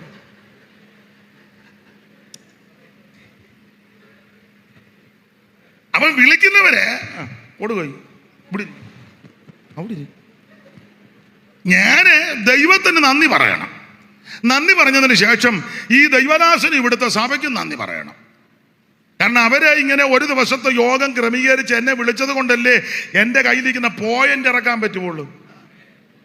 അല്ല ഞാൻ പോയിന്റുമായിട്ട് കാവാലത്തിരിക്കുകയല്ലേ. ഏത് കോമച്ചാരി വിളിക്കാനാ? പാട്ടുകാര് ദൈവത്തിന് നന്ദി പറഞ്ഞു, ഇവർക്ക് നന്ദി പറയണം. പാട്ടെല്ലാം കയ്യിലുണ്ട്, ഇതുപോലെ പാടാൻ സ്റ്റേജില്ലെങ്കിലോ? തന്നെയല്ല, ഞാൻ അങ്ങ് തുറന്ന് പറയാം, ദൈവദാസന്മാരൊന്നും അങ്ങനെ അങ്ങനെ അങ്ങനെ നന്ദി. കാരണം വചന ശുശ്രൂഷ കഴിയുമ്പോൾ ഞങ്ങൾക്ക് സ്വോത്രകാഴ്ചയും തന്നാ വിടുന്നത്. പിന്നെ ഞങ്ങൾക്ക് തന്നെ നന്ദി പറയാനാ? വെറുതെ പ്രസംഗിക്കാനേ പുള്ളി ഒന്ന് മേടിക്കാനാ പോയത്. അല്ല, കണക്ക് പറഞ്ഞ് മേടിക്കുന്ന ബിരുദന്മാരുണ്ട്. എന്നുവെച്ചാൽ അവർക്ക് പിന്നെയും നന്ദി പറയുക. പാട്ടുകാർക്കും അങ്ങനെ അവരും കണക്ക് പറഞ്ഞാൽ മേടിക്കുന്നത്. ഒരു ദിവസത്തേക്ക് ഇത്ര, അത് ചിലവുണ്ട്, അതുകൊണ്ടാണ്. അപ്പം അവർക്ക് നന്ദി പറയണ്ട. അവർ ദൈവത്തിന് നന്ദി പറഞ്ഞു വെച്ച് കുര്യോച്ചന് നന്ദി പറയണം. ഇതാ അതിൻ്റെ മൈക്ക് സെറ്റുകാർ. ഇവരിത് ചുമ്മാ അവിടെ ഇരുന്നാൽ തുരുമ്പടിച്ച് പോവുകയല്ലേ ഉള്ളൂ. അപ്പം അവരും ദൈവത്തിന് നന്ദി പറഞ്ഞു വെച്ച് ഇവർക്കും നന്ദി പറയണം. വീഡിയോക്കാർ ഇതെല്ലാം ചുമ്മാ വെച്ചോണ്ടിരുന്നാലോ ആര് കാണാൻ? അപ്പം ചെയ്യേണ്ട കാര്യം നമ്മളെല്ലാം ദൈവത്തിന് നന്ദി പറയണം. ദൈവം നമ്മളെ ഇവിടെ കൊണ്ടുവന്നു, ആയുസ് നൽകി, ആരോഗ്യം നൽകി, ഒന്നിച്ചു കൂടാൻ അവസരം നൽകി. അതുകൊണ്ട് ഞാൻ ഈ കല്യാണത്തിനാന്നേലും ഇങ്ങനെയുള്ളതൊക്കെ ഞാൻ ഈ നന്ദി അതൊരു പ്രത്യേക പ്രോഗ്രാം ആക്കിയിരിക്കുക. പിന്നെ വരുന്നവൻ്റെ കസർത്ത്. ഇന്നാളെ ഒരു കല്യാണത്തിന് ഞാൻ പറഞ്ഞു, നിങ്ങൾക്ക് വിഭവസമൃദ്ധമായ നല്ല ടേസ്റ്റി ഫുഡ് കഴിച്ചില്ല, അതിന് മുന്നേ ഇവൻ അങ്ങ് താങ്ങുക. കഴിച്ചല്ലേ പറയേണ്ടത്, നല്ലതാണോ? എടാ, ഒരു പ്ലേറ്റിന് ഇത്ര രൂപ വെച്ച് അവൻ ചോദിച്ചു മേടിക്കണം. അവൻ എന്നാ നന്ദി പറയാനാ? അവനാ നന്ദി പറയേണ്ടത് ദൈവത്തിന്. ദൈവമേ, ചെമ്പും അടുപ്പും എല്ലാം അവിടെ ഇരിക്കുക, ഒരുത്തരും വിളിച്ചില്ലല്ലോ. വെറുതെ അന്നേ നമുക്ക് നന്ദി പറയുന്നുണ്ട്, കുഴപ്പമില്ല. അവിടെ ഞാൻ ഇത്രയും കയറി പറഞ്ഞതേ ഉള്ളൂ, നമുക്ക് വിട്ടേക്കാം. വെറുതെ ആലോക്യം ഉണ്ടാക്കണ്ട. നമ്മളെല്ലാം ദൈവത്തിന് നന്ദി പറയണം. അത് നമ്മുടെ വിഷയത്തിൽ വരുമ്പോൾ യോഹന്നാൻ തന്നെ ഒന്ന് പരിചയപ്പെടുത്തുക. നിങ്ങളുടെ സഹോദരൻ, നല്ല പ്രയോഗമാണ്. നിങ്ങളുടെ ഈ പത്രോസ് പൗലോസിനെ അങ്ങനെ തന്നെ പരിചയപ്പെടുത്തിയത്. അങ്ങനല്ലയോ? പത്രോസിൻ്റെ 2-ാം ലേഖനം 3-ാം അധ്യായത്തിൻ്റെ 15 ഒന്ന് വായിച്ചേ. അങ്ങനെ തന്നെ നമ്മുടെ പ്രിയ സഹോദരനായ പൗലോസും. പത്രോസ് പൗലോസിനെ സംബോധന ചെയ്യുക, സഹോദരൻ. പൗലോസ് 3-ാം സ്വർഗത്തോളം എടുക്കപ്പെട്ട് 10-14 ലേഖനം എഴുതി. എന്തോ പ്രഗൽഭന. പക്ഷെ പരിചയപ്പെടുത്തുക നമ്മുടെ ഇന്നെങ്ങാനും ഇന്നത്തെ പത്രോസ് ഇന്നത്തെ പൗലോസിനെ എങ്ങാനും ഇങ്ങനെ സഹോദരൻ എങ്ങാനും സംബോധന ചെയ്ത, അയ്യോ ആട്ടെ, നമുക്ക് ആ വിഷയം വിട്ട എല്ലാം ഞാനങ്ങ് വിടുക. അപ്പോൾ യോഹന്നാൻ പറയുകയാണ്, ഞാൻ കണ്ടെന്ന് ഞാൻ കാല പരിവർത്തനാക്കിക്കോളാം. 9-ാം വാക്യം ഒന്നുകൂടെ വായിച്ചേ. 1:9. നിങ്ങളുടെ സഹോദരനും യേശുവിന്റെ കഷ്ടതയിലും നിങ്ങളുടെ സഹോദരൻ യേശുവിന്റെ കഷ്ടതയിലും സകലതയിലും രാജ്യത്തിലെ കൂട്ടാളിയുമായ യോഹന്നാൻ എന്ന ഞാന് ദൈവത്തിന്റെ വചനവും യേശുവിന്റെ സാക്ഷ്യവും നിമിത്തം പത്മോസ് എന്ന ദ്വീപിൽ രണ്ട് കാര്യത്തിന് നാട് കടത്തപ്പെട്ടത്. ദൈവത്തിന്റെ വചനവും യേശുവിന്റെ സാക്ഷ്യവും. എന്റെ പ്രിയരെ, ശരിക്കും വചനം പറഞ്ഞ പ്രശ്നമാണ്. ശരിക്കും വചനം പറഞ്ഞ പ്രശ്നമാണ്. ശരിയായ നിലയിൽ സാക്ഷ്യത്തോടെ നിന്നാലും പ്രശ്നമാണ്. പക്ഷെ അതിന് നടുവിൽ കർത്താവ് നിന്റെ കൂടെ കാണും. യോഹന്നാൻ നാട് കടത്തപ്പെട്ടത് അടിപിടി ഉണ്ടാക്കിയോ അലോഗ്യം ഉണ്ടാക്കിയോ അല്ലെങ്കിൽ മറ്റുള്ള ദോഷമൊന്നും ഒപ്പിച്ചു പോയതല്ല. ഇന്ന് അങ്ങനെ പോകുന്ന ധാരാളം ആൾക്കാരുണ്ട്. നാട്ടുകാരുടെ പാസ്പോർട്ടും എല്ലാം മേടിച്ച് വെച്ച് മുങ്ങും. 5 കൊല്ലം കഴിഞ്ഞ് വെച്ച് എറണാകുളത്ത് റവറൻ്റായിട്ട് പൊങ്ങും. എനിക്കറിയാം ചിലരെ ചിട്ടി നടത്തി പൊട്ടി. ഇപ്പോഴും പൈസ എത്ര എണ്ണത്തിന് കൊടുക്കാറുണ്ട്. അവസാനം പിന്നെ വരുമ്പോൾ നമ്മൾ ചയ്യുമൊക്കെ കെട്ടി പുള്ളിയുടെ ഫോട്ടോ ഡോക്ടർ റവണൻ ഉണ്ട്. എത്ര എണ്ണം ഉണ്ട്. യോഹന്നാൻ അങ്ങനൊന്നും മുങ്ങിയതല്ല. യേശുവിന്റെ സാക്ഷ്യവും ദൈവത്തിന്റെ വചനം പത്മോസ് ദ്വീപിൽ കർത്ത ദിവസത്തിൽ വായിച്ചു. കർത്തൃദിവസത്തിൽ ഞാൻ ആത്മവിവശനായി നീ കാണുന്നത് പുസ്തകത്തിൽ എഴുതി Ephesus, Smyrna, Pergamos, തുയതൈര, Sardis, Philadelphia, ലവോദിക്ക എന്ന 7 സഭകൾ കെടുത്തുക എന്ന കാഹളത്തുണത്തിന്റെ ശബ്ദം എന്റെ പിറകിൽ കേട്ടു. എന്നോട് സംസാരിച്ച നാദം എന്തെന്ന് കാണുവാൻ ഞാൻ തിരിഞ്ഞു. 13-ാം വാക്യം തിരിഞ്ഞപ്പോൾ 7 പൊൻനിലവിളക്കുകളെ നിലവിളക്കുടെ നടുവിൽ നിലയങ്കി ധരിച്ചു വാരത്ത് ഒൻകച്ച് കെട്ടവനെ മനുഷ്യപുത്രനോട് സദൃശനായവനെ ഞാൻ കണ്ടു. അടുത്തതാ, അവന്റെ തലയും തലമുടിയും വെളുത്ത പഞ്ഞു പോലെ. അതെ, നിങ്ങൾക്ക് ഭാഗം അറിയാവുന്നുണ്ട്. ഇനി വായിപ്പിച്ച് സമയം കളയുന്നില്ല, സമയവും മുൻപോട്ട് പോകുന്നു. തേജസ്കരിക്കപ്പെട്ട യേശു ക്രിസ്തുവിനെ യോഹന്നാൻ പത്മോസിൽ വെച്ച് ദർശിക്കുക എന്ന് പറഞ്ഞാൽ പലസ്തീനിൽ കണ്ട ക്രിസ്തുവല്ല അവൻ പത്മോസിൽ കണ്ടത്. ഇന്ന് രാത്രി എന്നെ കേൾക്കുന്ന പ്രിയരെ, യേശുവിനെ നന്നായിട്ടൊന്ന് കാണണം, രുചിച്ചറിയണം, അനുഭവിച്ച് ഇന്ന് വേണം ഇന്ന് രാത്രി തിരിച്ചു പോകാൻ. വിവരിക്കുന്നില്ല, മുമ്പോട്ട് ഓടിച്ചു പോകുക. കർത്താവിനെ മുഖത്ത് സമയത്തെ ഭയപ്പെടുക. എന്നോട് ചുമതലപ്പെട്ടവർ സമയം പറഞ്ഞു, ആ കൃത്യസമയത്ത് നിർത്തും. അപ്പോൾ യോഹന്നാൻ നാട് കടത്തപ്പെട്ടു. യേശു ക്രിസ്തുവിനെ, തേജസ്കരിക്കപ്പെട്ട യേശു ക്രിസ്തുവിനെ ദർശിച്ചു. 2-3 അധ്യായം 7 സഭയ്ക്കുള്ള ദൂത. അതിൽ നമ്മൾ ഇന്ന് രാത്രി വായിച്ചത് പെർഗമോസ് സഭയുടെ ദൂത വായിച്ചത്. അതിന്റെ 12-ാം വാക്യം ഒന്നുകൂടെ വായിക്കുക. 3-ാമത്തെ സഭ.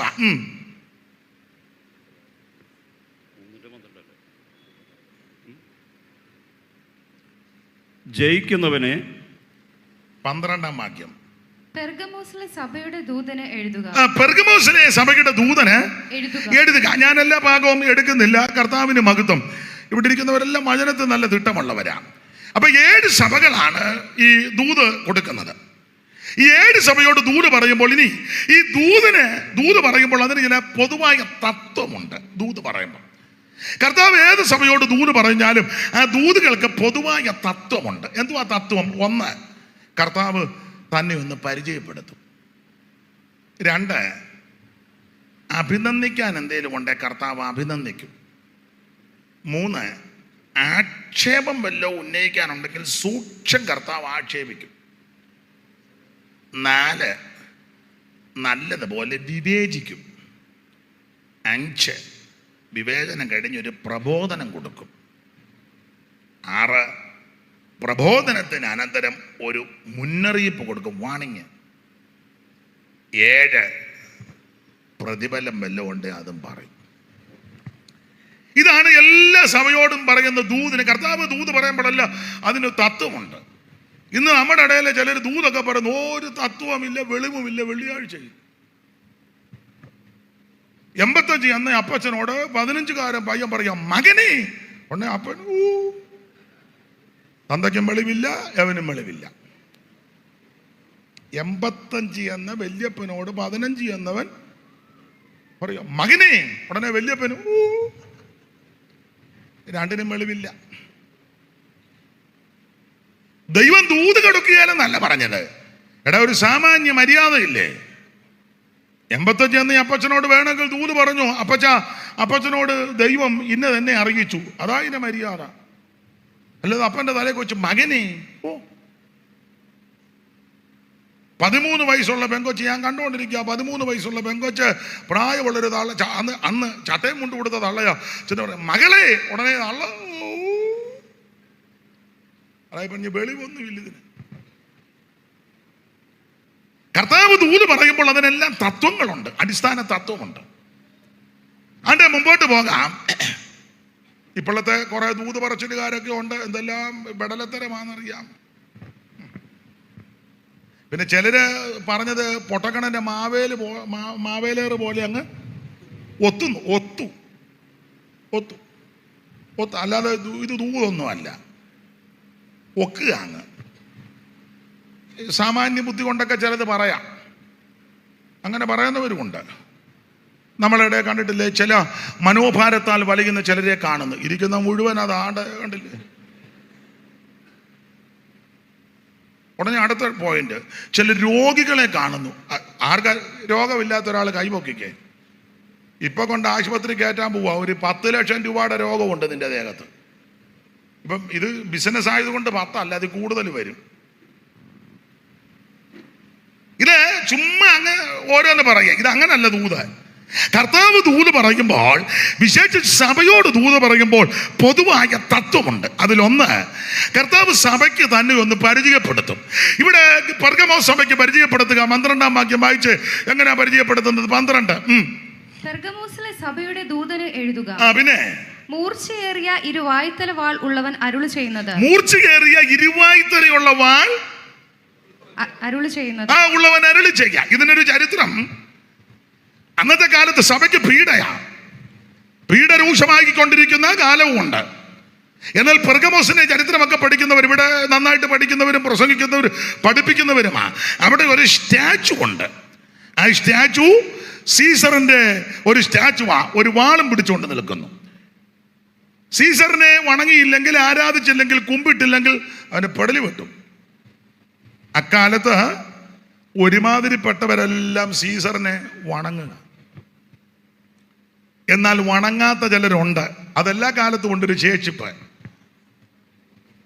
അവര് സീസറിനെ ആരാധിക്കത്തില്ല, സീസറിനെ വണങ്ങത്തില്ല. കാരണം അവൻ ഒരു മനുഷ്യനെയും ആരാധിക്കരുത്, ഒരു മനുഷ്യനെയും വണങ്ങരുത്. വിഗ്രഹമോ സ്തംഭമോ സ്തൂപമോ രൂപമോ സാദൃശ്യമോ ഒന്നും പാടില്ല. ആകാശത്തിന് കീഴിലുള്ളതാകട്ടെ, ഭൂമിയിലുള്ളതാകട്ടെ, വെള്ളത്തിൽ ചരിക്കുന്നതാകട്ടെ, മൃഗമാകട്ടെ, മത്സ്യമാകട്ടെ, ഇടജാതിയാകട്ടെ, മൃഗജാതികൾ ഒന്നിൻ്റെയും ഒരു രൂപമോ സാദൃശ്യമോ ഉണ്ടാക്കി വശലത്വം പ്രവർത്തിച്ച് നീ അതിനെ വണങ്ങരുത്. ദൂതനെ ആരാധിക്കരുത്, മനുഷ്യനെ ആരാധിക്കരുത്, മൃഗങ്ങളെ ആരാധിക്കരുത്, പ്രകൃതിയെ ആരാധിക്കരുത്, ഒരു ചരാചരത്തെയും ആരാധിക്കരുത്. ആരാധിക്കേണ്ടത് ദൈവത്തെയാണ്. അപ്പൊ സീസറെ വണങ്ങാൻ പറഞ്ഞാൽ പ്രമാണമുള്ളവൻ വണങ്ങുകയല്ല. അങ്ങനെ ചിലരെയൊക്കെ നശിപ്പിച്ചു. അപ്പോൾ അങ്ങനെ പീഡ അനുഭവിച്ചവര് പീഡയിൽ കൂടിയൊക്കെ പോയപ്പോൾ ആ സഭയോട് പറയുക, നിങ്ങളോട് ദൂത് പറയുന്ന ഞാൻ ആരാന്ന് ചോദിച്ചാൽ, ഒന്നുകൂടെ വായിച്ചേ മോളെ, 12-ാം വാക്യം. പെർഗമോസിലെ സഭയുടെ ദൂതൻ എഴുതുക, മൂർച്ചയേറിയ ഇരുവായ്ത്തലവാൾ ഉള്ളവൻ അരുളി ചെയ്യുന്നത്. മൂർച്ചയേറിയ ഇരുവായ്ത്തലവാൾ ഉള്ളവൻ എന്ന് പറഞ്ഞാൽ സീസറിന്റെ കയ്യിലിരിക്കുന്ന വാളിന് ഒരു വശത്തെ മൂർച്ചയുള്ളൂ. എന്നാൽ സീസറിനേക്കാൾ ഉന്നതനാകുന്ന നസറയനാകുന്ന യേശു ക്രിസ്തുവിന്റെ കയ്യിലിരിക്കുന്ന ദൈവത്തിന്റെ വചനമാകുന്ന വാളിന് 2 വശത്ത് മൂർച്ചയാണ്. ഇന്ന് രാത്രി നീ ആരാധിക്കുന്ന ദൈവം ആരാന്ന് മനസ്സിലാക്കണം. നീ ആരാധിക്കുന്ന യേശു ആരാന്ന് മനസ്സിലാക്കണം. അവൻ ലോകത്തിന്റെ പീഡകള്, ലോകത്തിന്റെ കുരുക്കുകൾ കണ്ട് പേടിക്കരുത്, ഭയപ്പെട്ടു പോകരുത്. നമ്മളോട് ദൂത് പറയുന്ന നമ്മുടെ കർത്താവ് ഈ വായ്ത്തലയുള്ള വാളിനേക്കാൾ മൂർച്ചയേറിയവൻ.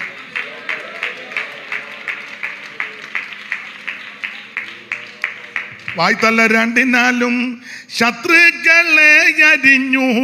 വായ്ത്തല 2-നാലും ശത്രുക്കളെ അരിഞ്ഞു. വീട്ടുന്ന കറ്റമൊന്നു കൈയിൽ പിടിച്ചവനെ യേശു നായക, വാഴ്ക ജീവദായക, നിരന്തം യേശു നായക, വാഴ്ക ജീവദായക, നിരന്തം.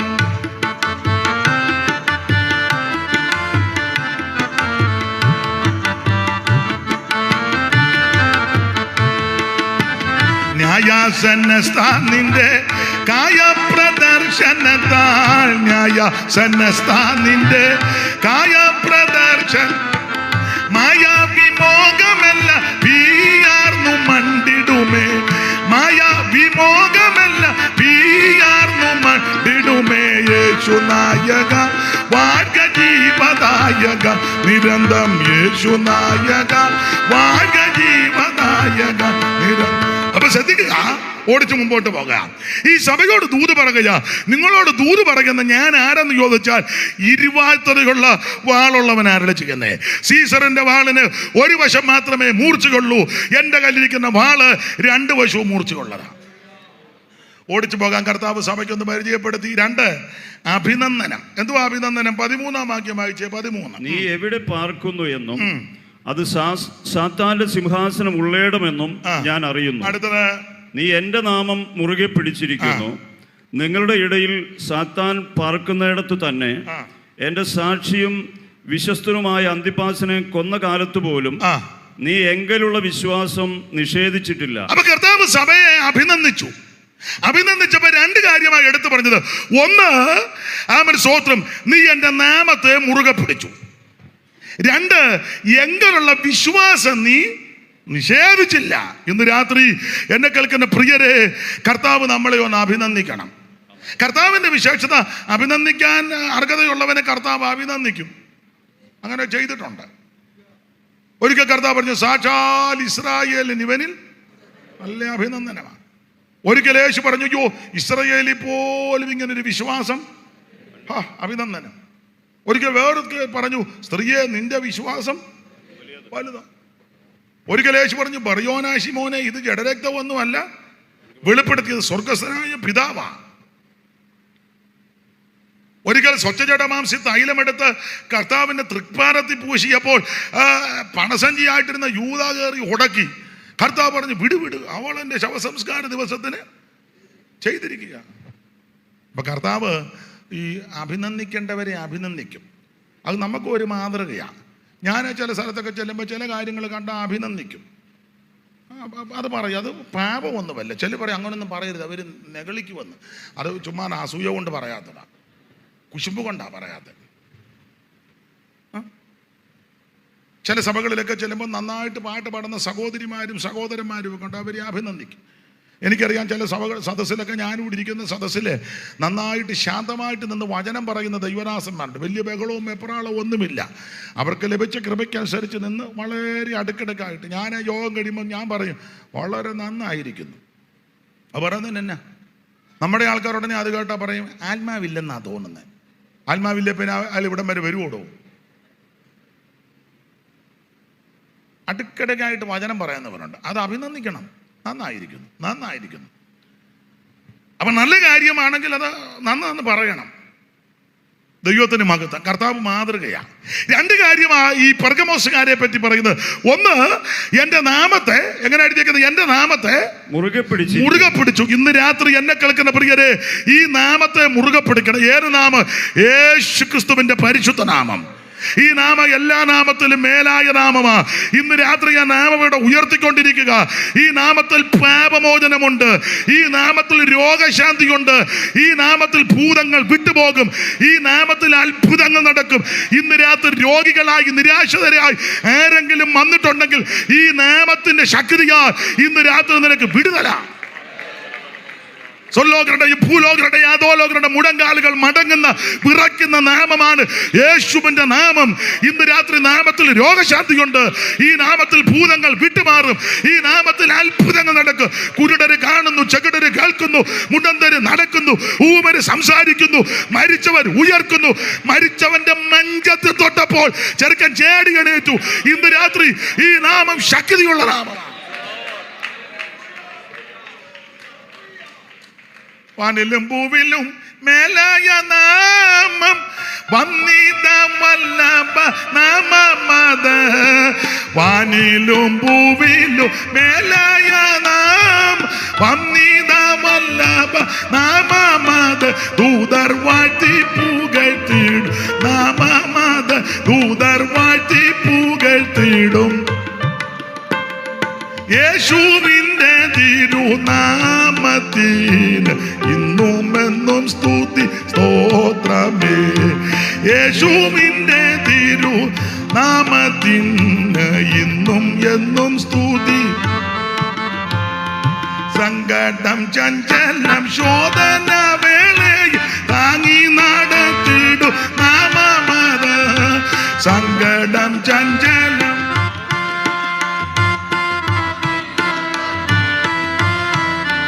ഭയം മുറ്റുമകറ്റിടും നാമമത.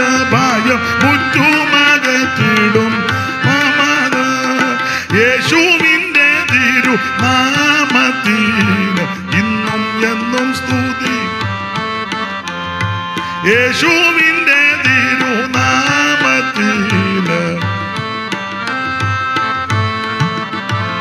കരമുയർത്ത് ദൈവത്തെ സ്തുതിക്ക്. അവിടെ ഞാൻ ഇടയ്ക്കങ്ങ് ലോപിച്ച് നിർത്തുക കർത്താവിന്റെ മകത്ത്. അപ്പൊ ഒന്ന് കർത്താവ് തന്നെ ഒന്ന് പരിചയപ്പെടുത്തി. ഞാൻ നിങ്ങളോട് ദൂത് പറയുന്ന ഞാൻ ഇരുവായ്ത്തല വാളുള്ളവനാണ്. സീസറിന്റെ ഒരു വശത്തെ വാളിന്റെ മൂർച്ച കണ്ട് നിങ്ങൾ പേടിക്കരുത്. ഞാൻ രണ്ട് വശവും മൂർച്ചയുള്ള വാളുള്ള എൻ്റെ ഇരിക്കുന്നത്. രണ്ട്, അഭിനന്ദനം. ഒന്ന്, എൻ്റെ നാമത്തെ നിങ്ങൾ മുറുകെ പിടിച്ചു. രണ്ട്, എനിക്കുള്ള വിശ്വാസം നിഷേധിച്ചില്ല. വിശ്വാസം നിഷേധിച്ചില്ലെന്ന് പറഞ്ഞാൽ വിശ്വാസ പ്രമാണമാണ്.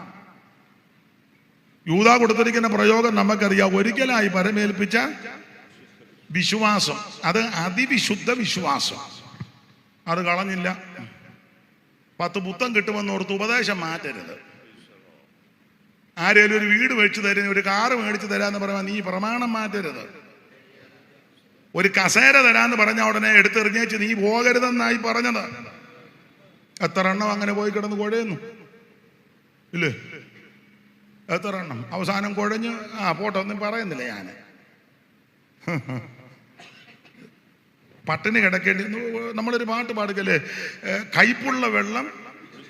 ആ പാട്ട് തർക്കത്തിൽ കിടക്കുന്ന പാട്ടായതുകൊണ്ട് ഇന്നയാൾ എഴുതിയതാന്ന് ഞാനിപ്പം മിണ്ടുകയില്ല. എല്ലാം മോഷ്ടാക്കൾ ഇഷ്ടം പോലുള്ളത് കൊണ്ട് ഇപ്പം ഇന്നയാടെ പാട്ടാന്ന് പറഞ്ഞാൽ മറ്റവർ എതിർക്കും.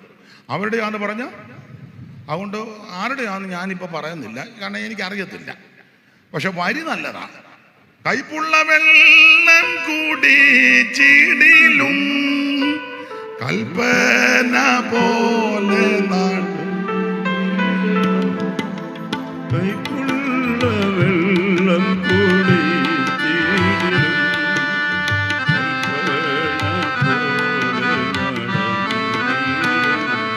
മതി മതി മതി മതി മതി.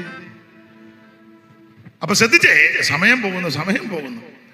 അപ്പോൾ ഈ വിശ്വാസം നിഷേധിച്ചില്ല. എന്റെ പ്രിയരെ, വിശ്വാസ പ്രമാണം നഷ്ടപ്പെടുത്തി കളയരുത്. ഒരിക്കലായി പരമേൽപ്പിച്ച വിശ്വാസത്തിന് വേണ്ടി പോരാടേണ്ടതിന് യൂദാ 3 അങ്ങനെ വായിക്കുന്നത്. പ്രിയരെ, നമുക്ക് പൊതുവിലുള്ള രക്ഷയെക്കുറിച്ച് നിങ്ങൾക്ക് എഴുതുവാൻ സകല പ്രയത്നവും ചെയ്യൽ വിശുദ്ധന്മാർക്ക് ഒരിക്കലായി പരമേൽപ്പിച്ച വിശ്വാസത്തിന് വേണ്ടി പോരാടേണ്ടതിന് പ്രബോധിപ്പിച്ചെഴുതുവാൻ ആവശ്യമെന്ന് എനിക്ക് തോന്നി. നമ്മുടെ ദൈവത്തിന്റെ കൃപയെ ദുഷ്കാമവൃത്തിക്ക് ഹേതുവാക്കി ഏകനാഥനും നമ്മുടെ രക്ഷിതാവുമാകുന്ന യേശുക്രിസ്തുവിനെ നിഷേധിക്കുന്ന അപക്വതരായ ചില മനുഷ്യർ നുഴഞ്ഞു വരുമ്പോൾ അവരുടെ നടുവിൽ ഈ വിശ്വാസം നിഷേധിക്കരുത്. നിർത്തുക. 1-2 കാര്യം വേഗത്തിൽ പറഞ്ഞ് നിർത്താം. 1, പരിചയപ്പെടുത്തി. 2, അഭിനന്ദനം. 3, ആക്ഷേപം. അതുകൂടെ പറഞ്ഞേച്ച ആ ഭാഗം അങ്ങ് വിടാം, അതേ ഒക്കുവുള്ളു. ആക്ഷേപം. എന്തുവാ ആക്ഷേപം? ആ 14-15 വാക്യം വായിച്ചേ. അവണ്ണം നിക്കലോവ്യരുടെ ഉപദേശം കൈക്കൊള്ളുന്നവർ നിനക്കുമുണ്ട്.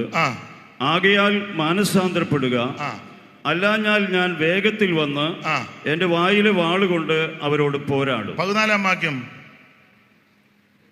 എങ്കിലും നിന്നെക്കുറിച്ച് കുറഞ്ഞൊരു കുറ്റം പറവാനുണ്ട്. ഇസ്രായേൽ മക്കൾ വിഗ്രഹാർപ്പിതം തിന്നേണ്ടതിനും ദുർനടപ്പ് ആചരിക്കേണ്ടതിനും അവരുടെ മുമ്പിൽ ഇടർച്ച വയ്പാൻ ബാലാക്കിന് ഉപദേശിച്ചു കൊടുത്ത ബിലയാമിന്റെ ഉപദേശം പിടിച്ചു. 2 ആക്ഷേപം ഉന്നയിച്ചു. 1, നിക്കലോവിയ ഉപദേശം. 2, ബിലയാമിന്റെ ഉപദേശം. അത് രണ്ടും നിന്ന് പറയാനുണ്ട്. ഈ പെർഗമോസ് സഭയ്ക്കകത്ത് നിക്കലോവിയ ഉപദേശം, അതിനെപ്പറ്റി വേദപുസ്തകം പഠിച്ച ആൾക്കാർ, നന്നായിട്ട് പഠിച്ചവർ പറയുന്നത് നിക്കലോവിയ ഉപദേശം എന്ന് പറഞ്ഞാൽ, എൻ്റെ പെട്ടെന്ന് മനസ്സിലാക്കാം, ജനം ജയിക്കുന്നു. നിക്കോ ലോവോസ്, രണ്ട് പദം. നിക്കോ ലോവോസ്, ജനം ജയിക്കുന്നു, ദൈവം തോക്കുന്നു. ഒന്നുകൂടെ പറഞ്ഞാൽ ഇഷ്ടമല്ല, ബന്ധുക്കോസുകാർക്ക് പലർക്കും ഇഷ്ടമല്ല. ഇന്ന് ഈ സഭയ്ക്കകത്ത് നടക്കുന്ന ഇലക്ഷനെ പറ്റിയായി പറയാൻ.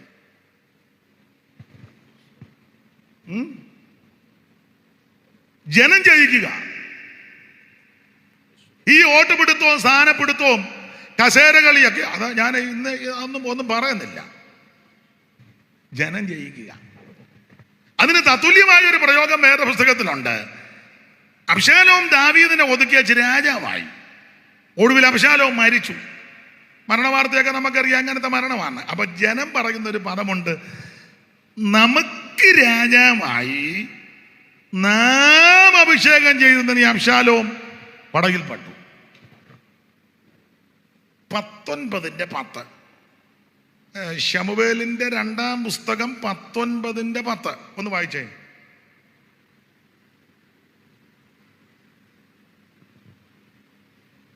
നമുക്ക് രാജാവായി നാം അഭിഷേകം ചെയ്തിരുന്ന അബ്ശാലോമോ പടയിൽ പട്ടുപോയി.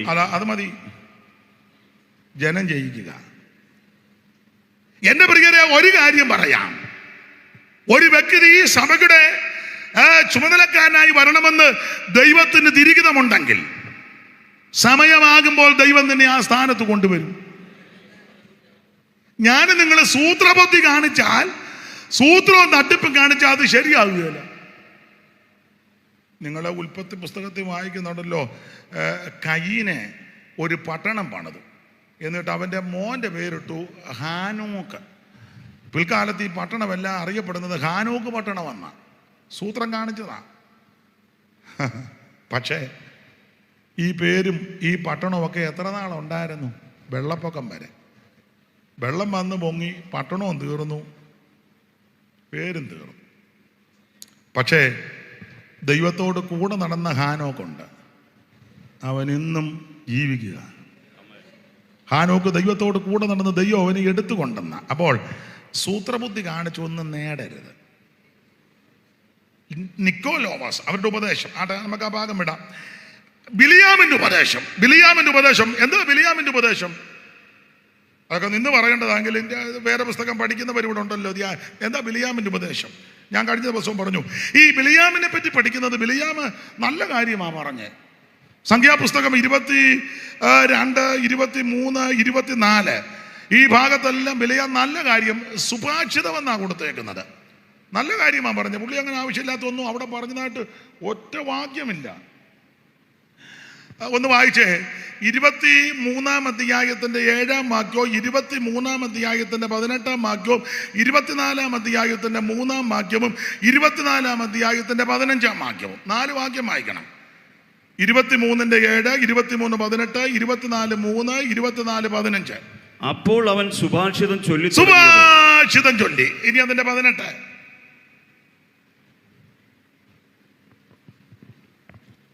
അവൻ സുഭാഷിതം ചൊല്ലി തുടങ്ങി. 24, 3. അവൻ സുഭാഷിതം ചൊല്ലി. അതിന്റെ 15. പിന്നെ അവൻ സുഭാഷിതം ചൊല്ലി. അപ്പൊ ഈ 4 വാക്യത്തിലും സുഭാഷിതം നല്ല കാര്യമാണ്. യാക്കോബിൽ തിന്മ കാണുവാനല്ല, ഇസ്രായേലിൽ കഷ്ടത ദർശിപ്പാനുമില്ല. തന്റെ ദൈവമായ യഹോവ അവനോട് കൂടെ ഇരിക്കുന്ന രാജകോലാഹലമുണ്ട്. യാക്കോബ് നിന്റെ കൂടാരങ്ങൾ, ഇസ്രായേലിൽ നിന്റെ നിവാസങ്ങൾ എത്ര മനോഹരം. ആഭിചാരം യാക്കോബിന് പറ്റുകയില്ല, ലക്ഷണവിദ്യ ഇസ്രായേലിനോട് ഫലിക്കുകയില്ല. അത് നല്ല കാര്യമാണ് മുഴുവൻ. അതാ സുഭാഷിതം. അപ്പൊ ഈ സുഭാഷിതം എല്ലാം ചൊല്ലിയപ്പോ കാശ് കൊടുത്ത പുള്ളി പറഞ്ഞു, എടാ അവരെ പ്രാകാനല്ലേ നിന്നെ വിളിച്ചത്? അതെ സാറേ, പിന്നെ നീ അവരെ കളത്തുകാന്നല്ലോ. ഉടനെ പുള്ളി പറഞ്ഞു, എൻ്റെ സാറേ പ്രാകാനാ വരുന്നത്, ഉദ്ദേശിക്കുന്നത് പ്രാകാനാ, പക്ഷെ വായു കൂടെ വരുന്നതല്ല, ഇങ്ങനത്തതാ. ഉടനെ പറഞ്ഞു, കാശ് തന്നതാ, ഇവനെയെല്ലാം പ്രാഗി കൊന്നേച്ച് പോകണം. അപ്പം ബാരാക്ക് പറഞ്ഞു, ഒതുക്കാങ്കി ഇനിയും കാശ് തരാമെന്ന് പറഞ്ഞു. ഇനിയും കാശ് തരാമെന്ന്. കാശ് തരാം.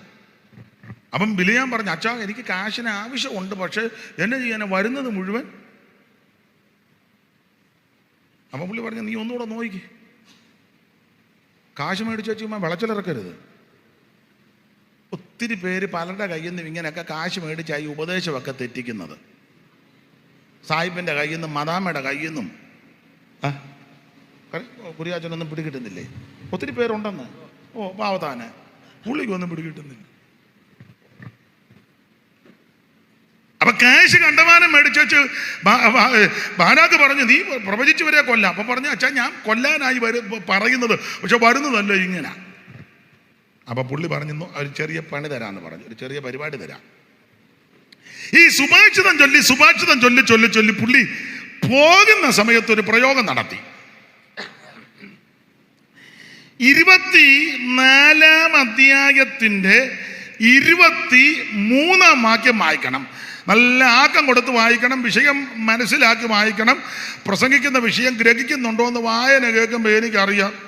പിന്നെ അവൻ ഈ സുഭാഷിതം ചൊല്ലിയത്, തെറ്റിയിട്ടില്ലെങ്കിൽ ഒന്ന് ആക്കം കൂട്ടി വായിച്ചേ.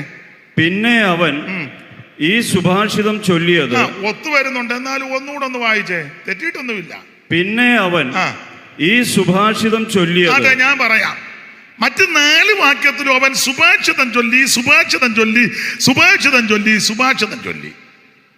ഒടുവിൽ പോകുന്ന നേരത്ത് ഇങ്ങനെ, പിന്നെ അവൻ ഈ സുഭാഷിതവും കൂടെ ചൊല്ലി. അതാ അവന്റെ ഉപദേശം. പിന്നെ അവൻ ഈ സുഭാഷിതം അങ്ങനെ അതാ അതിന്റെ മറ്റ് 4 വാക്യത്തിലും സുഭാഷിതം ചൊല്ലി. കാശുമെല്ലാം മേടിച്ചു വെച്ച് പോകാൻ നേരത്ത് പിന്നെ അവൻ ഈ സുഭാഷിതം ചൊല്ലിയത്. അതെന്തുവാ അവന്റെ സുഭാഷിതം? അത് വായിച്ചേ. 31-ാം അധ്യായത്തിന്റെ 16 സംഖ്യ അറിവുള്ള വാക്യമാ. സംഖ്യ 31:16. ഇവരത്രേ പെയോരിന്റെ സംഗതിയിൽ ബിലിയാമിന്റെ ഉപദേശത്താൽ ഇസ്രായേൽ മക്കൾ യഹോവയോട് ദ്രോഹം ചെയ്യുവാനും യഹോവയുടെ സഭയിൽ ബാധ ഉണ്ടാകുവാനും ഹേതുവായത്. അപ്പൊ 2 കാര്യമായി ഇവൻ ഒപ്പിച്ചു കൊടുത്തത്.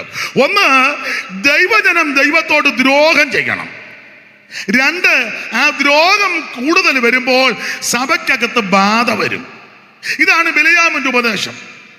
ഒന്നുകൂടെ മനസ്സിലാകുന്ന ഭാഷ പറഞ്ഞ ഉപദേശം ഇതാ. ഇവന്റെ ഉപദേശം, ഇവരോട് യുദ്ധം ചെയ്താലൊന്നും ജയിക്കത്തില്ല. കാരണം കാട്ടുപോത്തിന് തുല്യമായ ബലമുണ്ട്. അപ്പൊ പിന്നെ ഒറ്റ പോംവഴിയുള്ളു, ഇവരുടെ വേർപാടും വിശുദ്ധിയും തകർക്കണം.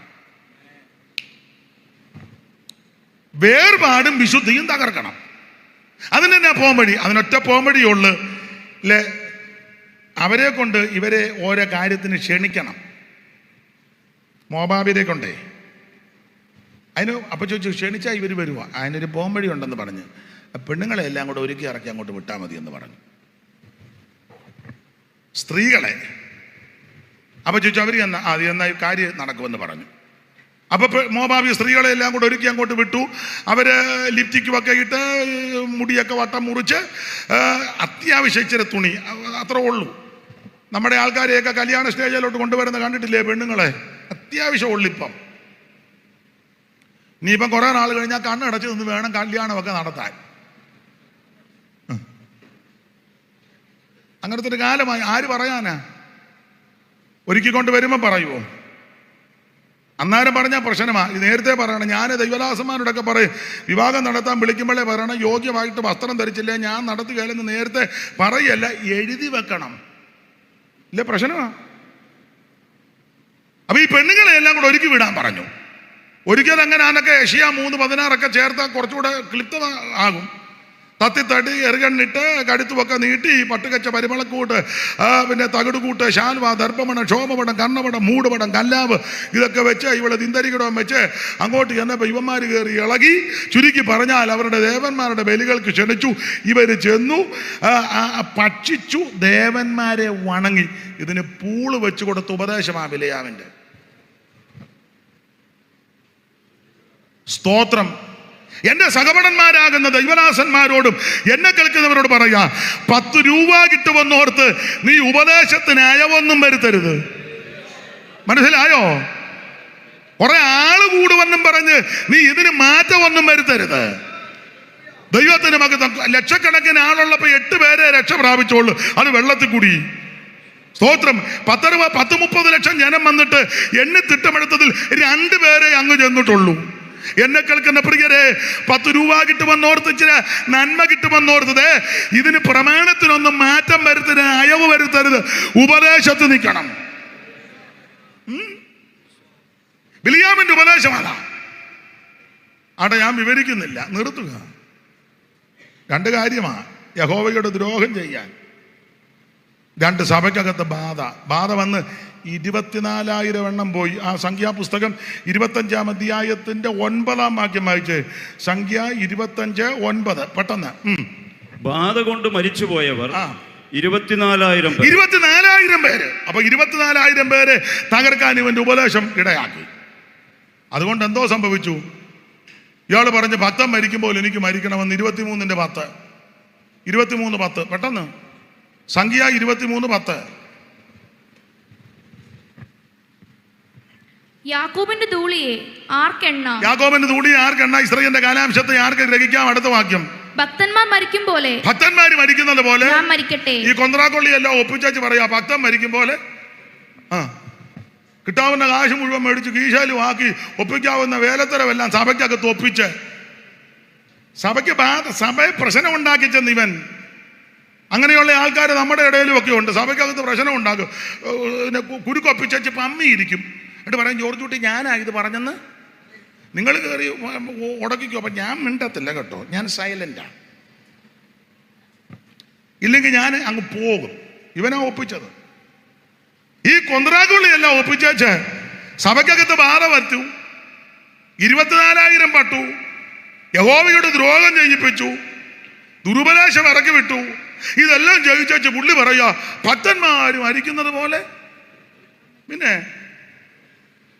നമുക്കും അറിയാം, ഇരിക്കുന്ന പാസ്റ്റർമാരെ ഓടിക്കുന്നു, ബഹളം ഉണ്ടാക്കുന്നു, കമ്മിറ്റി ബഹളമായിട്ട് ഇതല്ലേ ബഹളം, ഇതെല്ലാം ചെയ്തേച്ച് അവസാനം അങ്ങേയറ്റം പറ്റി നിത്യപ്ലവറയൊന്നും വിട്ട് വീട്ടിലോട്ട് വരും പറയും, അപ്പാ ഒരു നല്ല അന്ത്യം.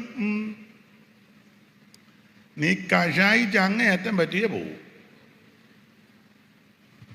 ഭക്തൻ മരിക്കും പോലെ മരിക്കണേ, ഭക്തൻ ജീവിക്കും പോലെ ഏറെക്കുറെയൊക്കെ ജീവിക്കണം. പുള്ളി മരിച്ചത് അങ്ങനെ. 31:8 സംഖ്യാപുസ്തകം 31:8 യോശുവയുടെ പുസ്തകം 13:22 വായിരേ. നിഹിതന്മാരുടെ കൂട്ടത്തിൽ അവർ മിദ്യാന്യ രാജാക്കന്മാരായ ഏവി, രക്കെ, സൂർ, ഹൂർ, രേബ എന്നീ 5 രാജാക്കന്മാരെയും കൊന്നു. അടുത്തത് ബയോരിന്റെ മകനാകുന്ന ബിലിയാമിനെയും അവർ വാളുകൊണ്ട് കൊന്നു. എങ്ങനെയുണ്ട്? 13:22 യോശുവ. അതുകൂടെ ചേർത്ത് വായിച്ചു. അവിടെ ഈ പുള്ളിക്ക് ഒരു പേരുണ്ട്, ഒരു ചെറിയ പേരുണ്ട്, ഇരട്ട പേരാ. വായിച്ചു.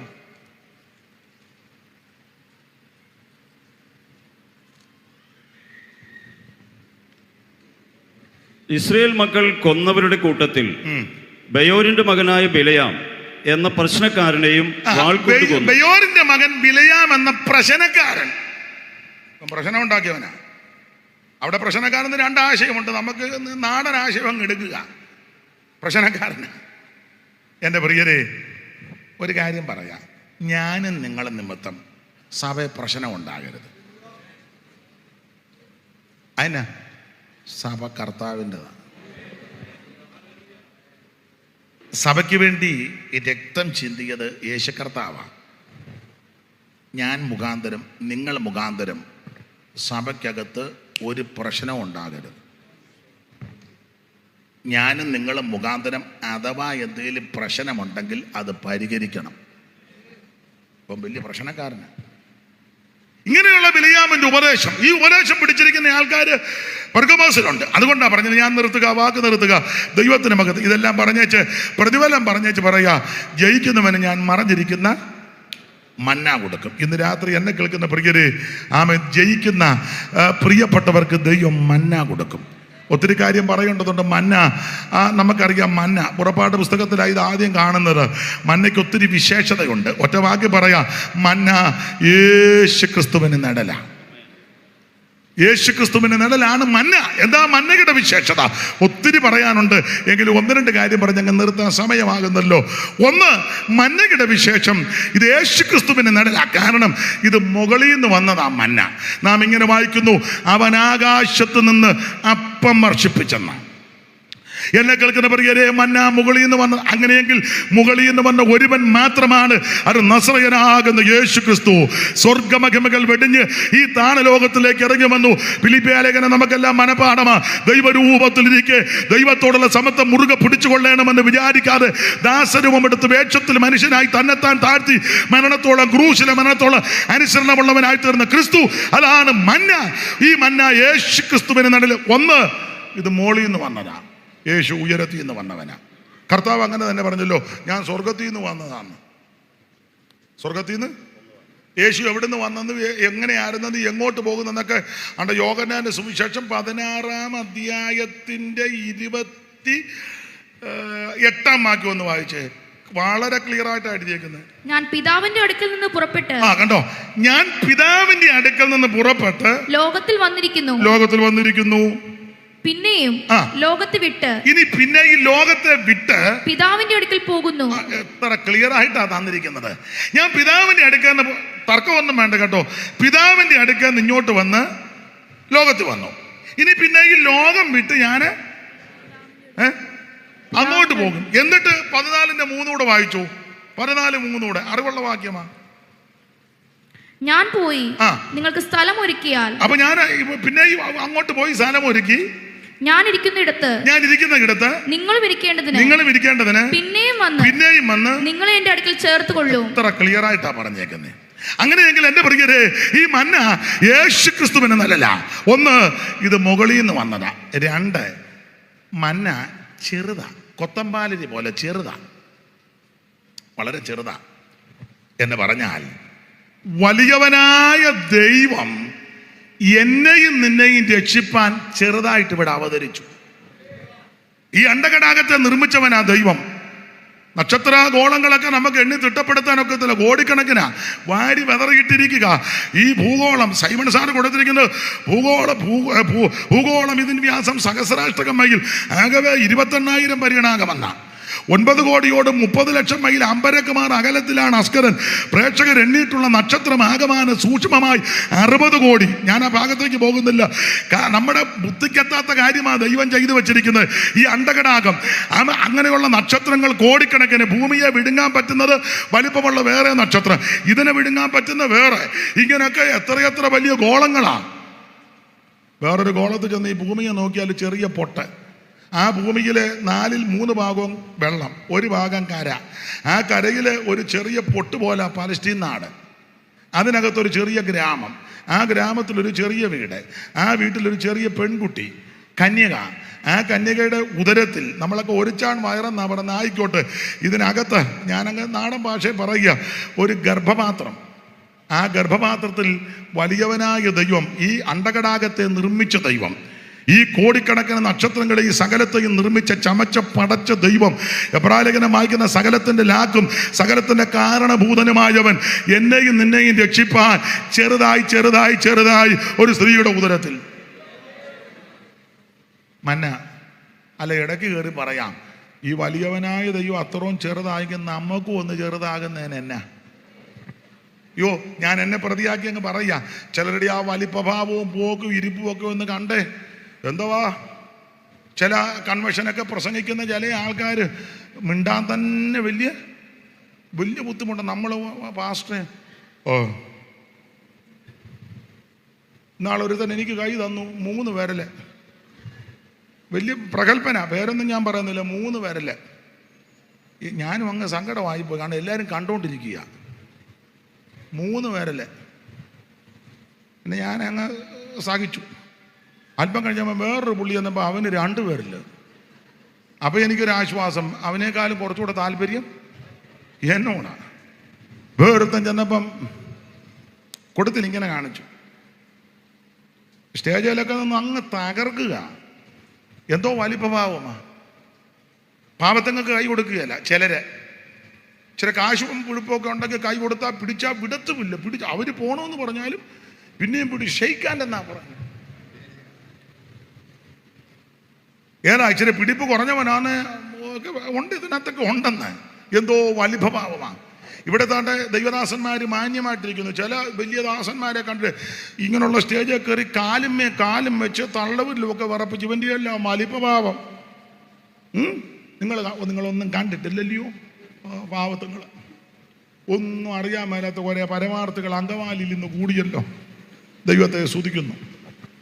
അഹങ്കാരമേ വലിയ വലിയ ഈ തണ്ട് വെച്ച പടകും പ്രതാപമുള്ള കപ്പലൊന്നും അങ്ങ് ചെല്ലുകയില്ല.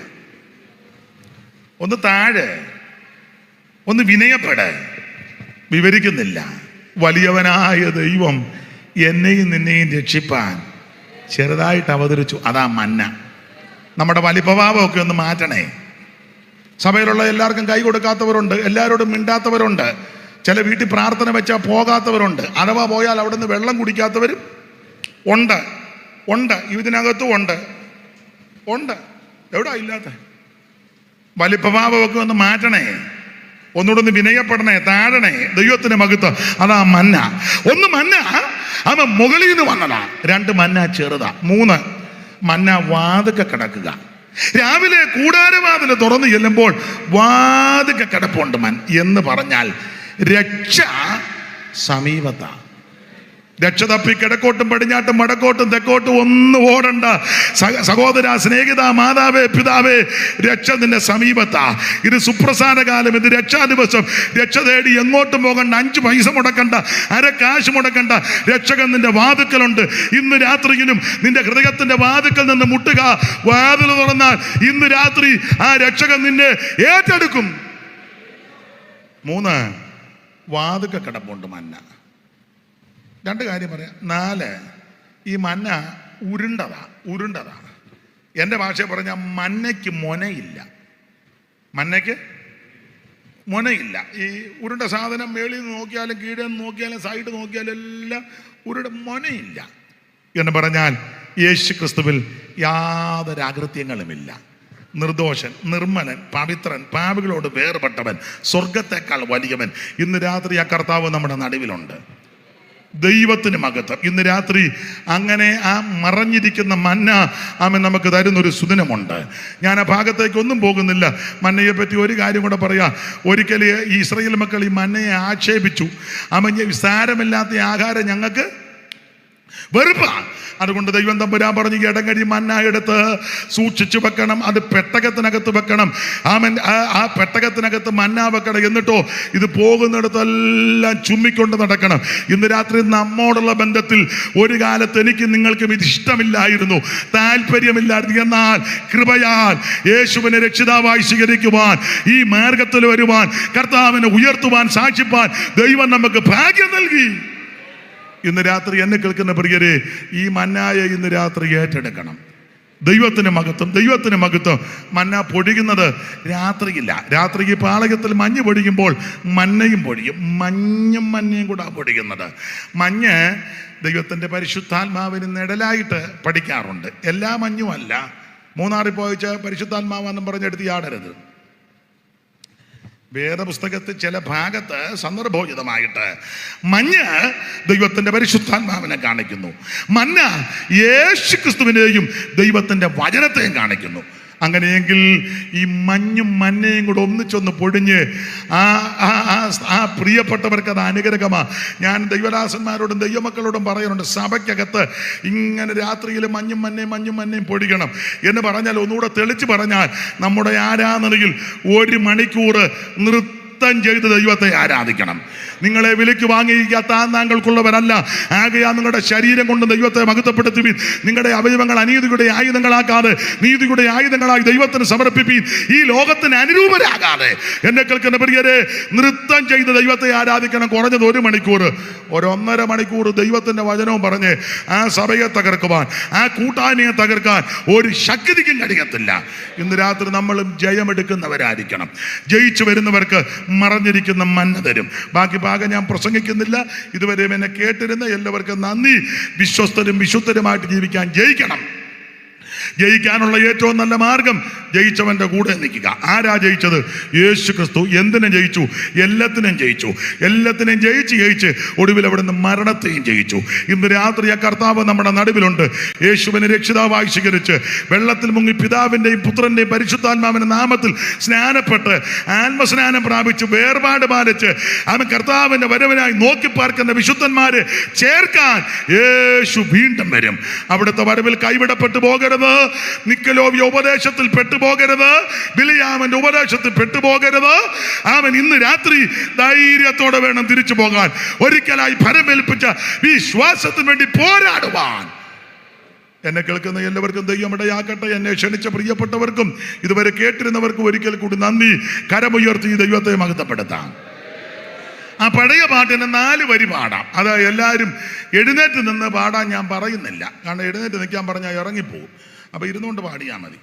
എന്നിട്ട് നമുക്ക് ലാസ്റ്റ് ഒന്ന് ദൈവത്തെ മഹത്വപ്പെടുത്തി 4 വരിയെ പാടുന്നുള്ളൂ. പഴയ പാട്ടാ. മന്നാ ജയ ജയ മന്ന ജയ ജയ മാനുവേലനെ മകേശ മക. കൈയടിച്ച് മകാരാജനെ മന്നാ ജയ ജയ മാനുവേലനെ മകേശ മകേശ മക.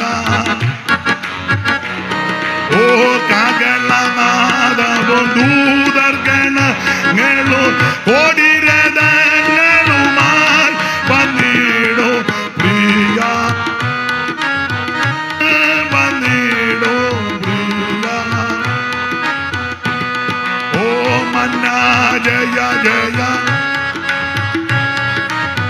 മാനുവേലനെ മകേശ മകേശ മക. ആമേ മന്നാ ജയ ജയ ഗ്ലോറി.